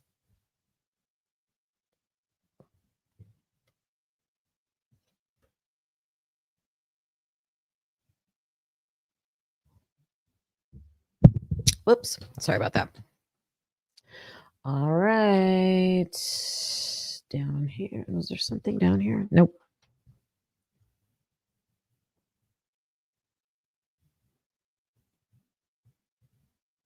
Okay, so what's the defense supposed to do about this? The reality is that the defense counsel can do little to protect their clients. To make matters worse, most defendants are represented by under-resourced, court-appointed counsel, often with extremely high caseloads, who have incentives to process cases quickly and almost always via guilty pleas. Now, I don't know if that's, I would not call Ann Taylor underrepresentation. I think Brian had a good team, but I still think they tied their hands. They tied their hands by not making all the evidence available to them. They played hardball with them. Prosecutors have the undeniable upper hand. They can overcharge. They can use overbroad laws, exploit information imbalance, right? We have information you don't have. And they can wear down the defendant. Didn't you feel wore down listening to Hitler? Anybody out there wore down by listening to Hitler?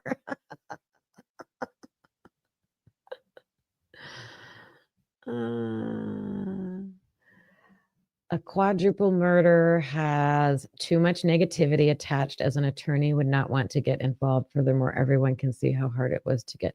Yeah, absolutely. Absolutely. And, Brian didn't even try to hire an attorney. It's too bad someone wasn't available or wanted to step up to do it pro bono, but maybe, especially at the beginning, they said they had all this stuff, and then it's only as it's coming out now that we're seeing timelines don't add up. Interview information from witnesses doesn't add up. All of that. So there might be some prosecutor or some defender. I can't talk right now.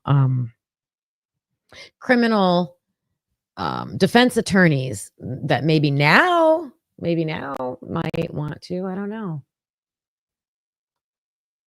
I would always be up for the challenge. Like in whatever your field is, like if you're good at what you do, you usually want to take on a challenge.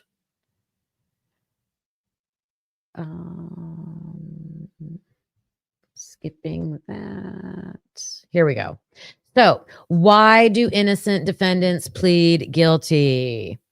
In an ideal world, factually innocent defendants would not be charged with crimes they did not commit, right? in that same world, innocent defendants who were wrongly charged would never plead guilty, but they would go to trial and they would be acquitted by a jury of their peers. This is what should be happening right here.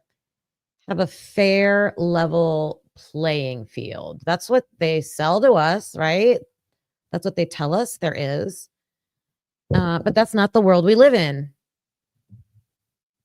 We now know, for example, due to the availability of DNA testing, there we go, DNA testing, that at least 29 individuals who pled guilty to crimes they did not commit served a combined total of more than 150 years in prison before their exonerations. So there are 29 people in the United States that pled guilty to their crime.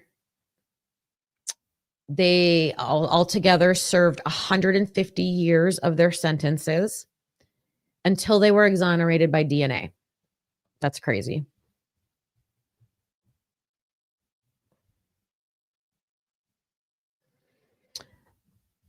They still pled guilty. They were innocent and they pled guilty. They were factually found not guilty. Why did they do it? All right, there's 3 reasons why.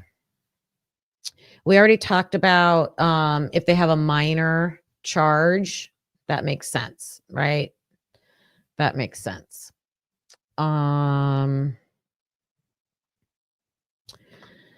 If they prevail during the appellate process. So innocent defendants who are wrongfully convicted and then win a new trial may plead guilty in order to secure their immediate or imminent release.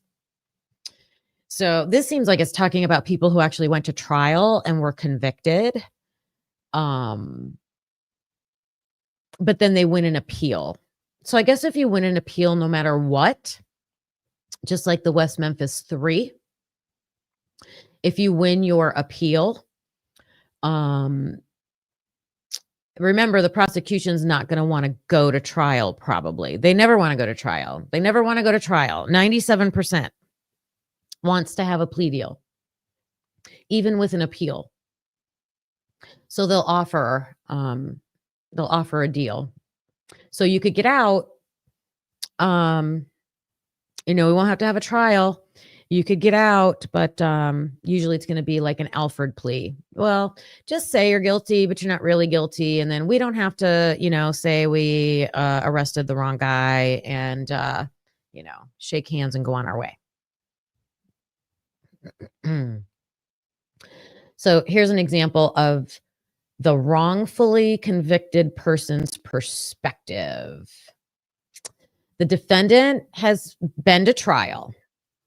And despite knowing that they are innocent, a jury found them guilty.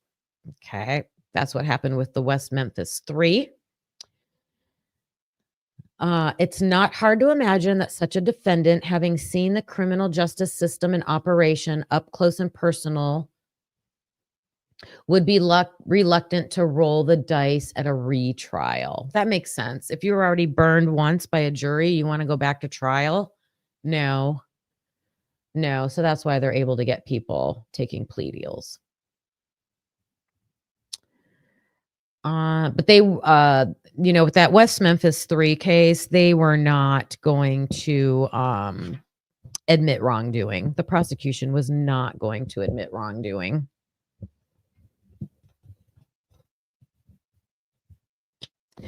Moving along, there's just a little bit more.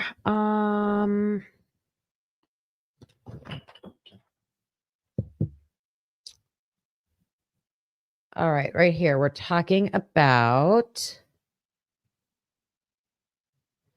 this was a guy who was convicted of murder.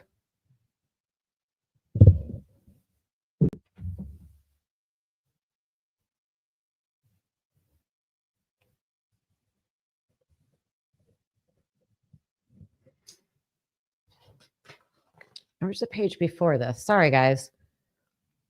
My pages got a little bit out of whack. I don't want to read the whole thing, but I got to read enough so we understand what it's saying. Oh, okay. So there was a person who was convicted, and his name was Sterling Spann. Okay, and this was in 1982, and the jury sentenced him to death. Okay. During the post conviction investigation, a private investigator discovered that after his victim, the first victim, was killed, there were 2 other women that were killed in the exact same way, but that guy was already in jail. So they found another suspect, and even though that other suspect, his name was Hullett, he insisted that Spann was innocent, and this Hullett guy has said, "Yeah, I'm the one that did it. I did all 3." And they even had autopsy reports that showed they were all, killed the same way. They had all this evidence. They have a guy saying, "I'm the one who did it."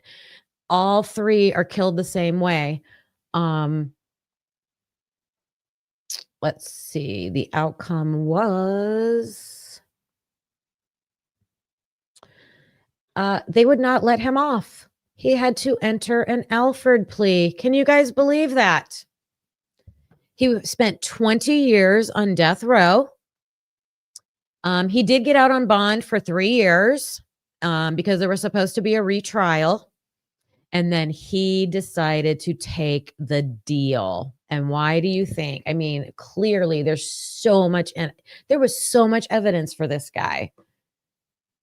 And he still took a plea deal.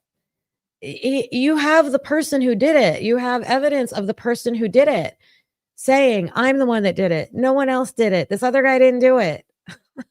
And he still took a plea deal. I just think this is going to be such a hard battle. It's going to be such a convolute if it gets to this point. If it gets to this point.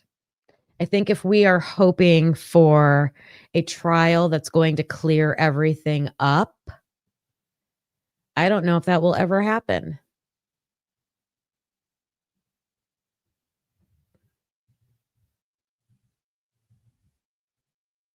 Yeah, I agree with you. Is DB Cooper the guy that disappeared out of the airplane? Is that guy? Like the thief? Didn't he steal a bunch of money? And then they think he jumped out of an airplane and then they never found him. Isn't that DB Cooper? Oh, Lucy, yeah, we're learning. I'm learning a lot here about plea deals, and it is not good. So this guy spent 20 years on death row, out on bond for 3 years.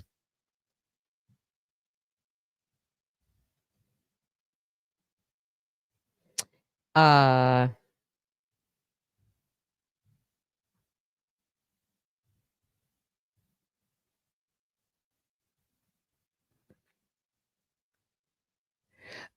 okay.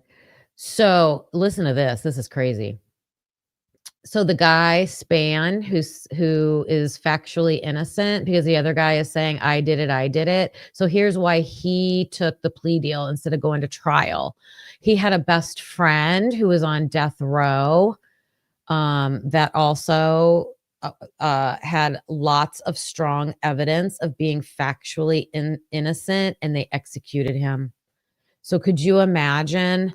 So he was just too scared. So he was scared, and so he just took the plea deal. Wow.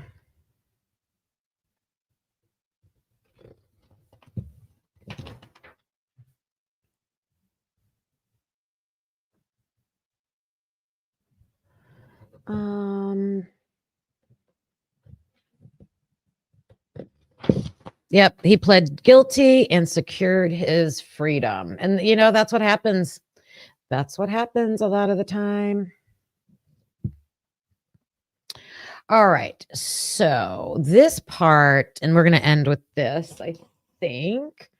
I like that these people are calling them the unexonerated. And oh my goodness, do you see the connection with Brian Koberger?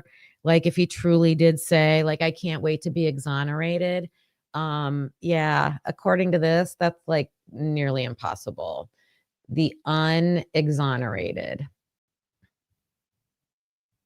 So the attorneys that wrote this um are giving their suggestions on how to change this system.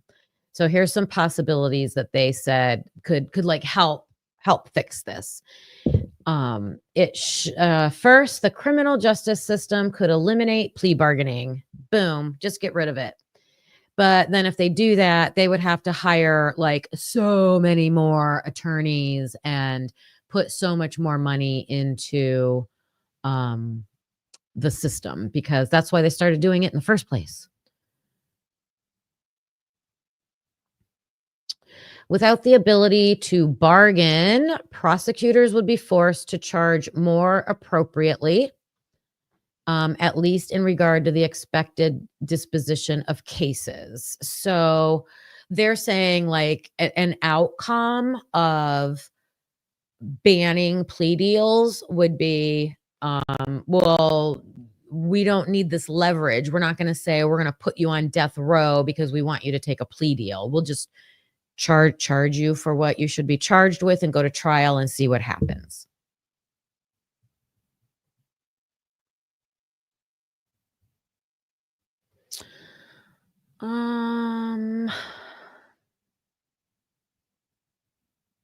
This is where it just talks about how one of the guys that wrote this about plea deals, he used to like plea deals and now he's like, no, the system's messed up.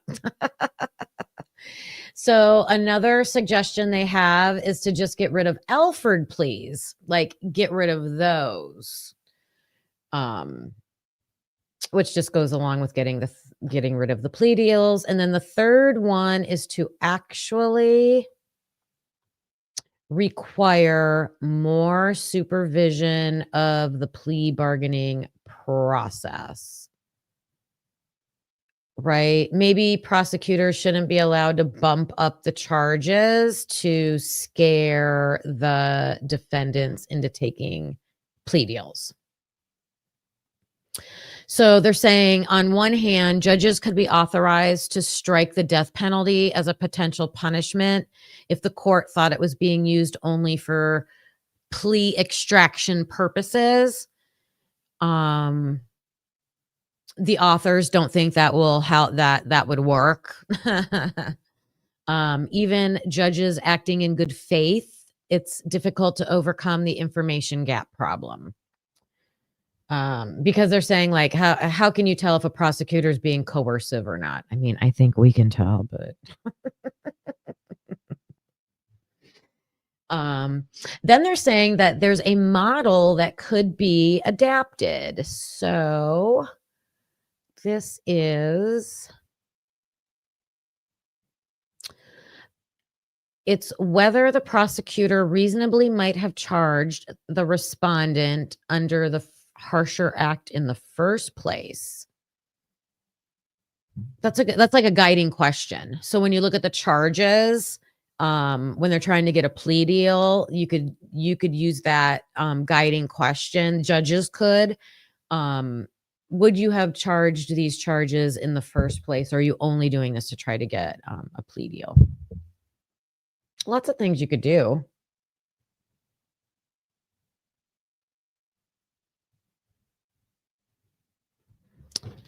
A little bit more, and that's it. There's just a couple good points here at the end. I'm at 185. Just a sentence here. Oh, the third way. So here's the third. Maybe not. Yeah.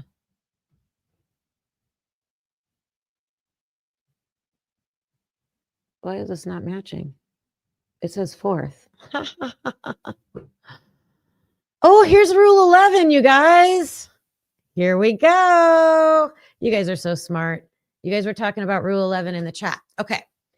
So, rules prohibiting the withdrawal of guilty pleas could be relaxed. Rule 11 of the Federal Rules of Criminal Procedure, which is representative of the procedure used in most jurisdictions, states after the court imposes sentence, the defendant may not withdraw a plea of guilty, or you call it nolo contendere. Nolo contendere. I just try to read that like I don't know what language that's from. And the plea may be set aside only on direct appeal or collateral attack. Okay. After the court imposes sentence, which they already did for Brian, the defendant cannot withdraw a plea of guilty.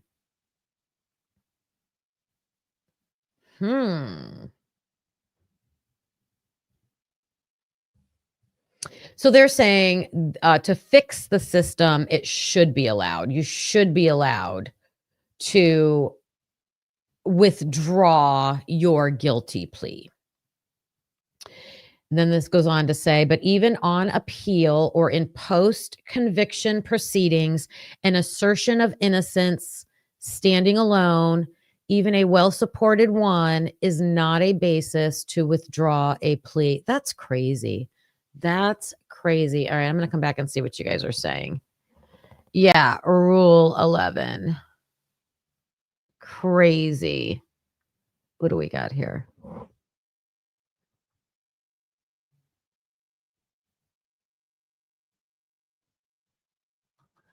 Madison Mogan's mom said the justice system is not about the victims. Yeah, we want the truth. We want the truth. Hippler said it was not a Rule 11. Well, now that I'm understanding this more, let's dig into this. Whoops, I keep showing you my thing.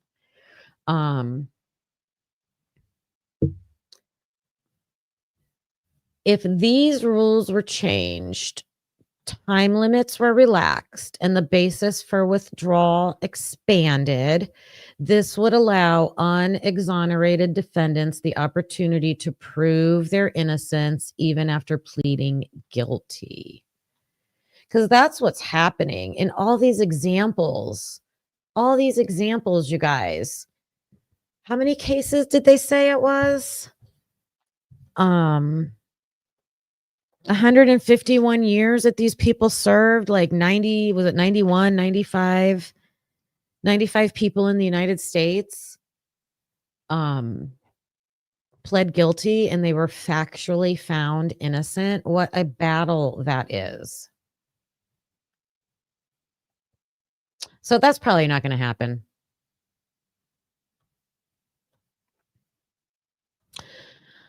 All right. So their fourth suggestion is that the current law barring a defendant from bringing a civil action if he pleads guilty could be modified. The current law could be modified. Ooh, this was interesting. Could you imagine if they allowed civil suits even if a defendant pleads guilty? Who in the Brian Kohberger case would you file a civil suit against? Let me see your list in the chat.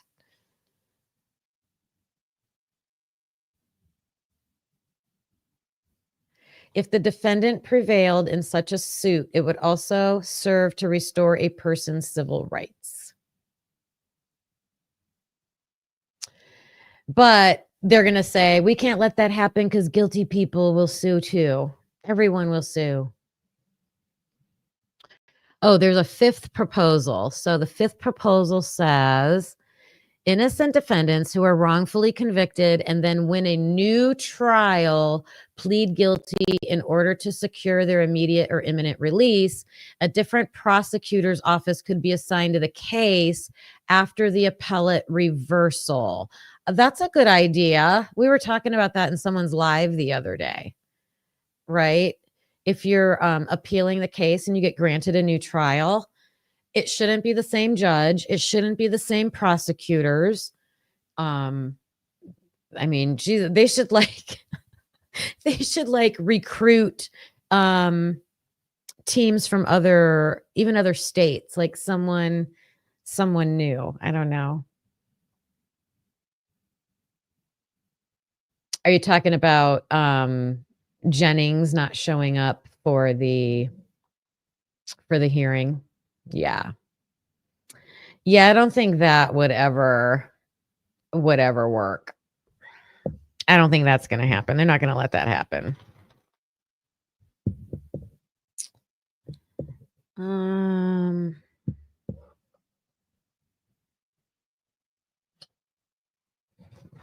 At the end here, at the end. Ultimately, they are saying, oh, I'm past that. What page was this? Yeah, 183.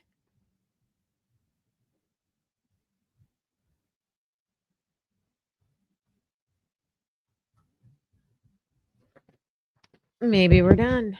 Let me see. Yep. Let me just scroll real quick and see if there was anything that they ended with. They're just giving their review of all the points that they pointed out. So here's their final. These are the things that they think should be done to make this better.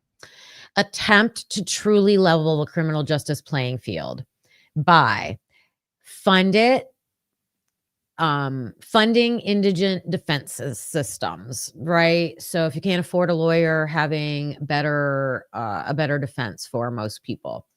Increasing the quality of the appointed defense counsel. Mandating open file policies by prosecutors. I think Carlos and I were talking about that the other night, or maybe it was someone else that I was listening to. What if someone else was in charge of the evidence? Like if the evidence stayed in a third party, like the prosecution's not in charge of it and the defense isn't in charge of it. It's like a neutral third party place and they give it to everybody.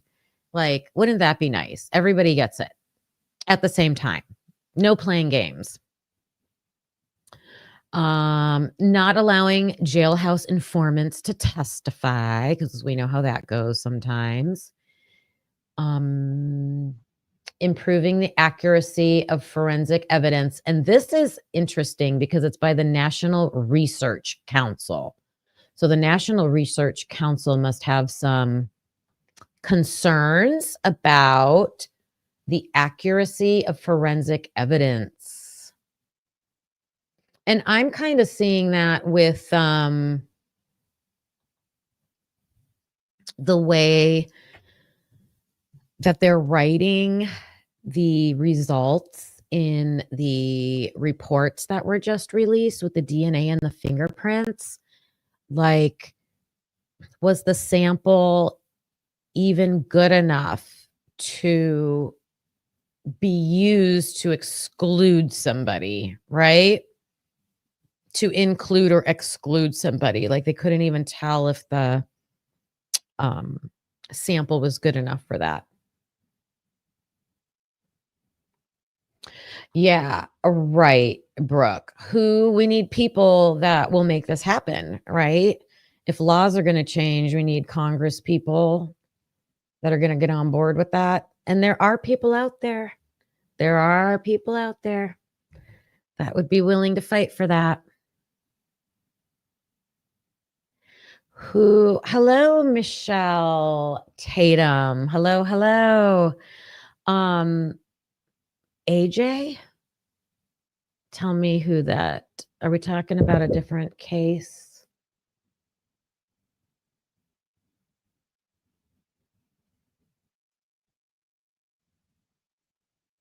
Oh, you guys are talking about confidential informants in the Shanna Gardner case. Jose Baez called it out. Yep. Yeah, the lies that they told us. They're telling us all these lies. Fingerprints and the fingernails, very revealing. Yeah, yeah, those names are redacted, right? They have a list of other people that they were trying to compare this evidence to, but we can't see who that is. So I want to just look at something real quick. Is it? It is this. Okay. I'm sure you guys have already looked at this, but I wanted to look at it with you, if that's okay. I got to get way down. Whoops. Finding my cursor. I know I'm not sharing my screen yet. Let me find it. That's the end. That's way too high.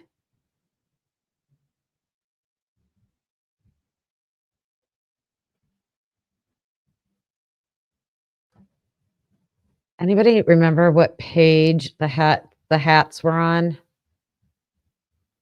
Looking for the hat pics. If Heather's in here, I'm sure she does. I had this marked. I think it's after this. I think I'm in the right area. I was looking at this a bunch last night.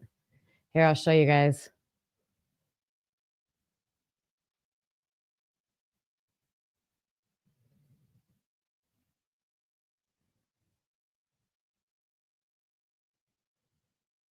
Oh, witchy. Yes, I want to talk about that. We're going to talk about that. Let's do this and then we're going to talk about that before I get off, okay? Cuz I was thinking the same thing this morning. Yes, yes, yes. Okay, let me get this off here. But I wanted to share this with you. I wanted to look at this with you guys. This one. Nope. All right. So let me know. Oh, see, look, I put my little triangle symbol on here so I could find what I wanted. I want to look at the hat. Okay, it's in here. The hat and the gloves. Have you guys looked at? I'm sure you've looked at it.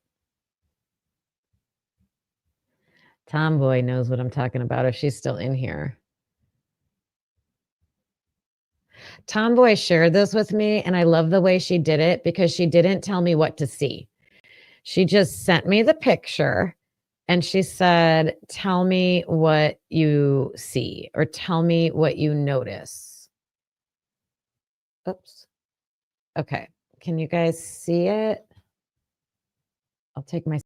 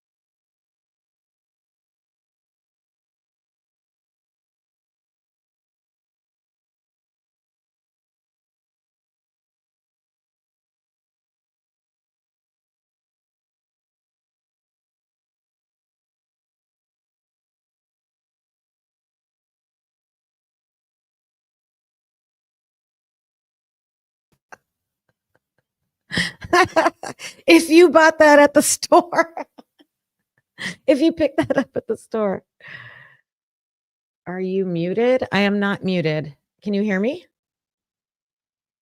Can you guys hear me? Is there volume or is it only on my end? Oh no. AR, hello, hello. Can you guys hear me now? They better not be shutting me down. You can hear me now? I don't know what happened. Sorry about that. I drew those lines exactly where it looked like it was cut to me. Yeah, and the narrative is he bought a balaclava at the store, right? Dickies receipts or whatever they have. Do you think that was bought at the store?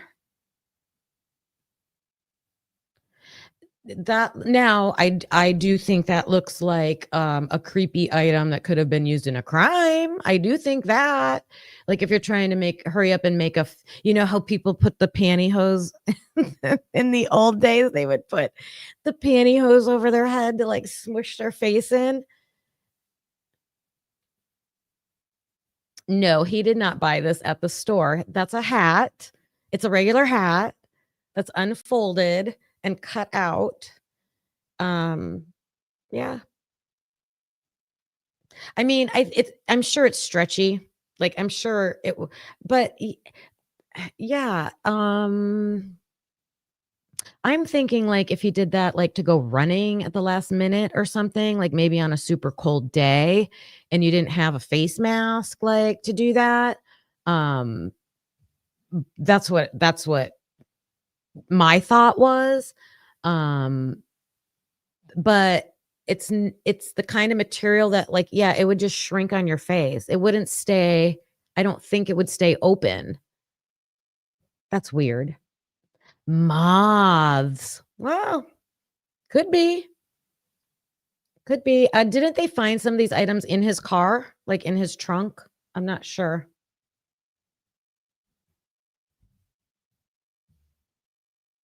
Balaclava in Pennsylvania 8 months before the crime. He bought it 8 months before the crime.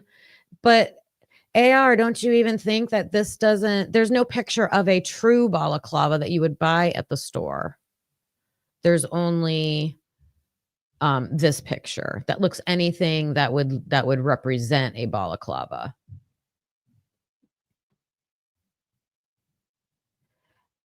Found this at his parents' house. Yeah, it was either in the parents' house or in his car. I don't know which one. But I do know, if I remember correctly, I think all these items, the gloves, the hats, none of them had blood on them. Nothing on his car had blood on them. Right. He did have a shovel in his trunk. They tested the soil and found nothing. Right. Right, because if, he was digging, remember that older woman said she found, or no, she said she, saw a guy stop outside her house, in Idaho. I think it was near Lewiston, maybe. I don't know if I'm in the right area when I say that. Digging under a tree, but they could tell soil in Idaho is different than soil in Pennsylvania, right? And I can tell you, I don't keep a shovel in my trunk of my car, but people do. I live in the snow belt. My daughter lived in an apartment complex where they wouldn't plow, or if they did plow, they would push all the snow behind your car. So she would keep a shovel in her trunk so she could like dig out after the plows go by.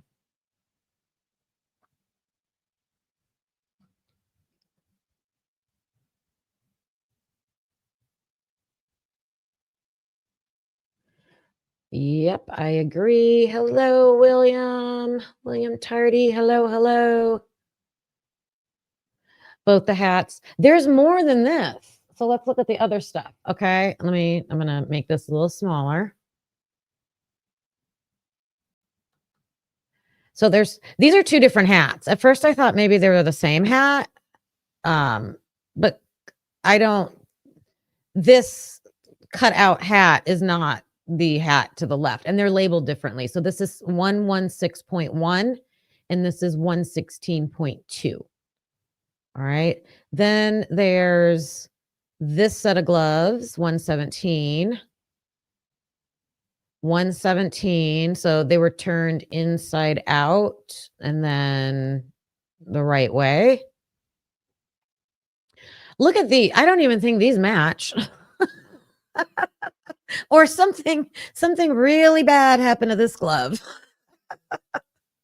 Like this one got like ran over by the car a few times or like left. That does happen. You know, you drop a glove in your driveway and it stays out there. They're saying this is item 117. This is item 117. Those aren't the same. You think those are the same? And this is item 117. To me, they look like three different. Let me see what you guys are saying. Do they look the same to you?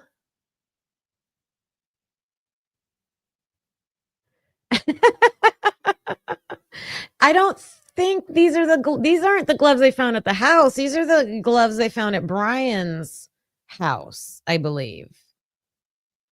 The one on the right is melted.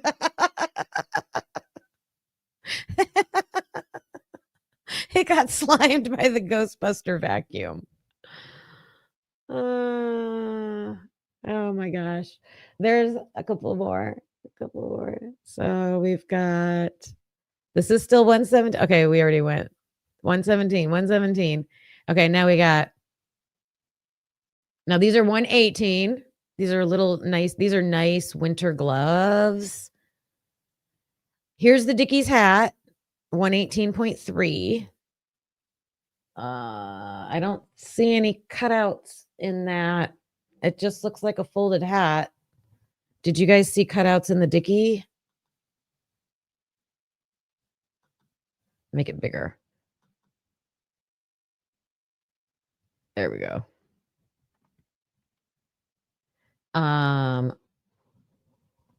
No, I don't see any cutouts in here. You can see it's creased right there. Like it's not laying flat, but that's it. And then how many pairs of, well, I'm telling you, the mountains in winter are no joke. Like Pennsylvania has mountains. And if he's in the Poconos, the Pocono Mountains, they get a lot of snow. 118.2. These look like leather driving gloves. And if you don't live in the snow belt, some people, they'll have driving gloves. They'll have, I'm going to go shovel my driveway, really thick, heavy winter gloves. They'll have dress gloves. Like you have gloves in your car, gloves in your house, gloves in your coat pockets. Right, Lucy? Did you see my picture of snow? We got a coating. The gloves don't fit. Oh, we don't want to go down that road again because that failed miserably for the defense or the prosecution. I'm sorry, the prosecution. Yeah. So all those items,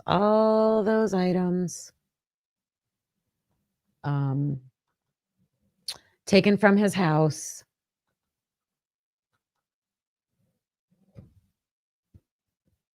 Hey, Lori. I do too. All my winter coats have gloves in them. And I have big puffy gloves and, for shoveling and stuff like that. Tomboy, you have 0 gloves. That's right. All right. Well, I loved the way that this went today. I think we got some good information about the plea deals. I'm so happy that Rule 11 came out in that article that I was reading. And again, that was basically like an essay. Let me get my board here. It's Cornell Law Review, Volume 100, Issue 1. It's from 2014, so it's pretty dated. The unexonerated, we're using that word now. Factually innocent defendants who plead guilty. Good information in there. I want to say a special shout out to the members who are in here. Tomboy and Witchy and who else did I see in here? James, if he was still in here, I believe, and my mods, Lucy and Brooke and Lori. Thank you for always being here. And all the chatters, everybody who shows up all the time. It was great talking with you guys today. You shared some really good information with me. You brought up so many other cases of the unexonerated. And I want to look into some of those. This whole balaclava deal. I want to look into that more. Waiting for those receipts. Like, I don't think they put the pictures of the receipts in there yet. Thanks, Sleuthy sweetheart. I appreciate that. Let's do a future live on all the shady figures from the docs. Yes, I've got some ideas. Maybe like all the narratives that have changed. That would be an interesting one. Oh no, Witchy, before I go, I have to talk about that. I was like dying to talk about that. So in document, was it 77? I got to play this for you guys real quick. I'm sorry. I have it queued up. I thought I did. Super fast. I know where the time is. The timestamp. So in the document where find my videos. In the document where it's this one. It's this one.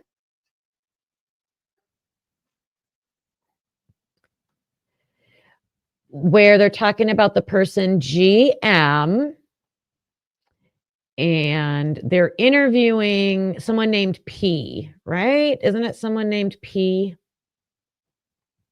And he talks about the owner of an apartment complex. So you guys, I want to figure, Lucy, you might already know, who are these initials? I think the initials are D something. All right. Let's listen.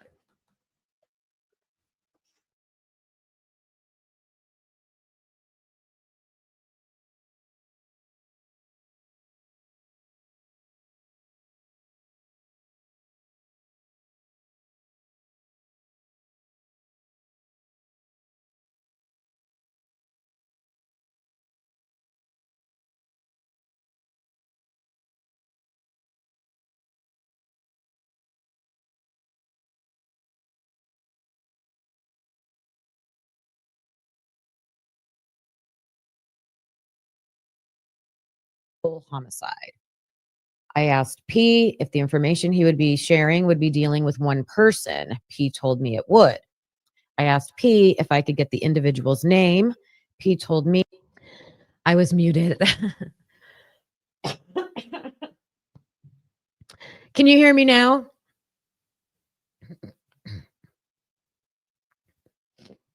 I know I was muted. Yeah, it muted me because of the ooh, my voice is going.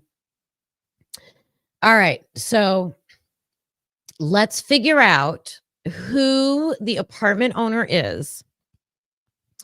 And my hunch is that the daughter of this apartment owner starts with an L. And I think their last name is M. And and we know that that is the mom that was mean to this kid, and she's the daughter of this apartment owner, and I thought, okay, because I wanted to figure out who she was. So if we know she's the daughter of this apartment owner, it I think that's a lead to, like, figure out who owns certain apartments. So I think we got a lead. I think we got a lead. All right, let's listen. The person's name was G, like a short name of G or a longer name of G. Later identified as GM. And then it has a date of something to 2003. That's interesting. P told me he did not know the individual's last name, but believed he knew where he lived. P told me he lived in the blank apartments. P told me this apartment is just off of blank avenue, then turn onto blank lane and then right onto blank street. And the apartment is across from the blank blank. P told me G lives in the blank apartments. P began by, is that across the street from Sigma Chi? Is that what blank blank is? Or the Whites? Or it's in that area, right? Joe Exotic. Where'd that come from? Uh, Gideon. Gideon.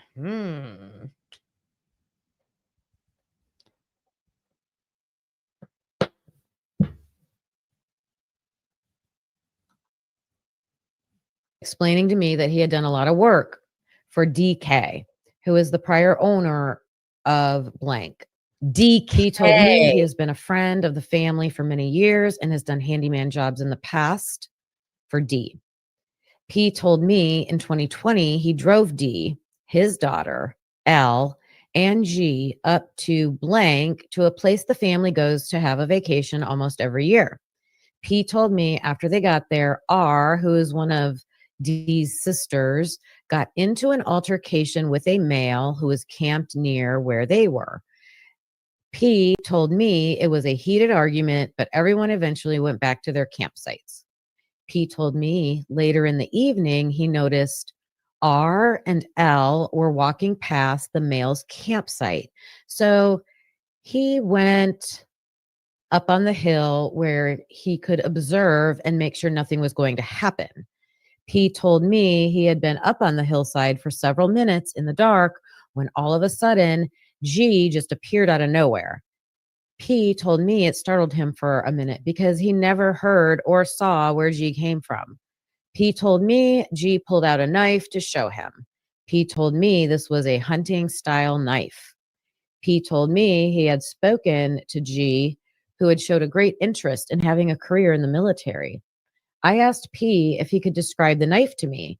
P told me it was a typical 7-inch blade hunting, skinning knife. P told me he had heard that G grades in school had dropped and that L had been extremely verbally abusive to him. I asked how L and G would travel to Moscow from Boise. P told me he believed they would ride the bus when they traveled. P told me when they stayed in Moscow at D's house, G and his sister would stay in the basement and L would sleep outside or in one of the two sheds in the backyard. P told me the significance of this was that G would keep his knives in the basement of D's house, in the wood pile that was outside, or in one of the two sheds in the backyard.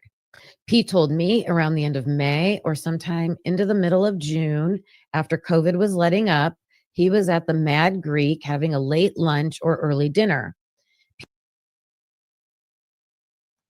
Okay, before we get to the Mad Greek part, the person with the wood pile is this DK, correct? DK owns apartments, runs the apartments, but he lives somewhere else. This G person goes to D's house and does work for him. Are you guys hearing the same thing I heard?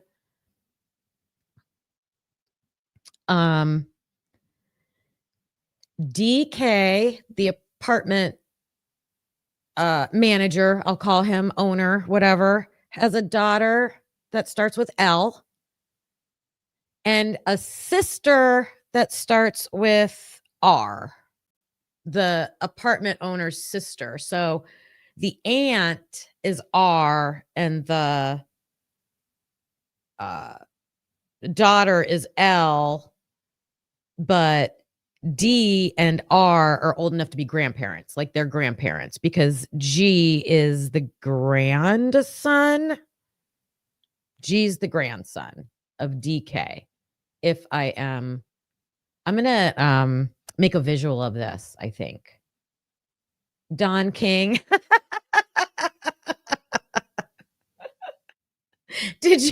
Are we putting letters like D4VD? So instead of Kim, what should I put for I? Kim 1M. I'm K1M. You're J4M3S. Oh my goodness, that's funny. That's funny. What's Lucy? L8C2. Oh my goodness. All right. Did you guys have any thoughts, or do you want me to keep any thoughts about that so far? They're going to talk about the Mad Greek and just how DK shows up at the Mad Greek. GM is there. Or no, not GM, this P guy. Anybody know who P is? The person who got interviewed. Lucy, do you know who the person that got interviewed is?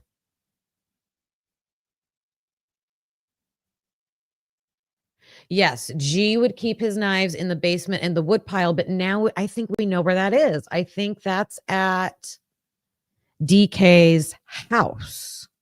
I think. And you guys are right. Bubbly is the one that figures out all these people. So yeah, I'm going to go look over there too. But I kind of like to work through things with my own thoughts first. Start over. I missed the whole live. We've been on here for over 2 hours. I'm about to wrap this up. These are all people all over the age of 18. Yeah, and G has a sister. Whoa.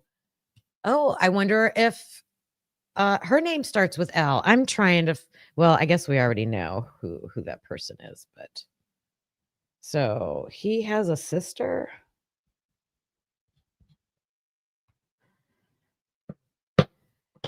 I hope his name is one of the redacted names that they have been testing all of this evidence against, because that would be a high suspect for me. Oh, thank you, Brooke. I appreciate that. So, Sleuthy Sweetheart Stormies has a channel. I'm going to go over there and follow you and check it out. If anyone is not following her yet, please go on over there, hit her link, and follow her. Please make sure you hit the like for me on your way out today. I appreciate all of you that stayed on with me this whole time. Lots of great points and discussions in here, and we're all going to start writing our names with letters now and using the word unexonerated, right? Definitely going to check her out. I love finding new followers and hopefully fellow YouTube creators on here. We can talk to each other. Yep. Everybody go enjoy your day. And I'll see you Wednesday for my walk. And it's probably going to be in the snow. It's probably going to be in the snow, but we'll see. Oh my goodness. Thank you again, everybody, and have a great day. And I will see you Wednesday. Unexonerated. Bye, everybody. Thanks for watching, hope you felt the spark. Please hit that like before it gets dark. Subscribe, it's free and keeps us going strong. You're part of the crew now, right where you belong. Join us next time, same truth, same fire. We bring the heat and never tire. We're typically unique and proud to be a husband and wife in podcast harmony. That could be unique, yeah, that's you and me. Don't forget to like and hit subscribe, it's free. Come back again, we'll be right here with truth and laughs and zero fear.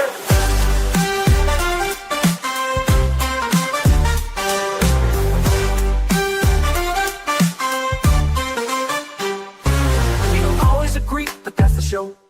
One love, two minds, letting it flow. We dig deep with crack jokes, we call it like we see. If that's your vibe, you belong here with me. We don't always agree, but that's the show. One love, two minds, letting it flow. We dig deep with crack jokes, we call it like we see. If that's your vibe, you belong here with me. We don't always agree, but you felt the spark. Please hit that like before it gets dark. We dig deep with crack jokes, we call it like we see. If that's your vibe, you belong here with me. Thanks for watching, hope you felt the spark. Please hit that like before it gets dark. Please hit that like before it gets dark. It's free, it keeps us going strong. You're part of the crew now, right where you belong. Join us next time, same truth, same fire. We bring the heat and never tire. We're typically unique and proud to be a husband and wife and proud to be a husband and wife in podcast harmony. Yeah, that's you and me, that's you and me. Don't forget to like, hit subscribe, it's free. Come back again, we'll be right here with truth and laughs and zero fear.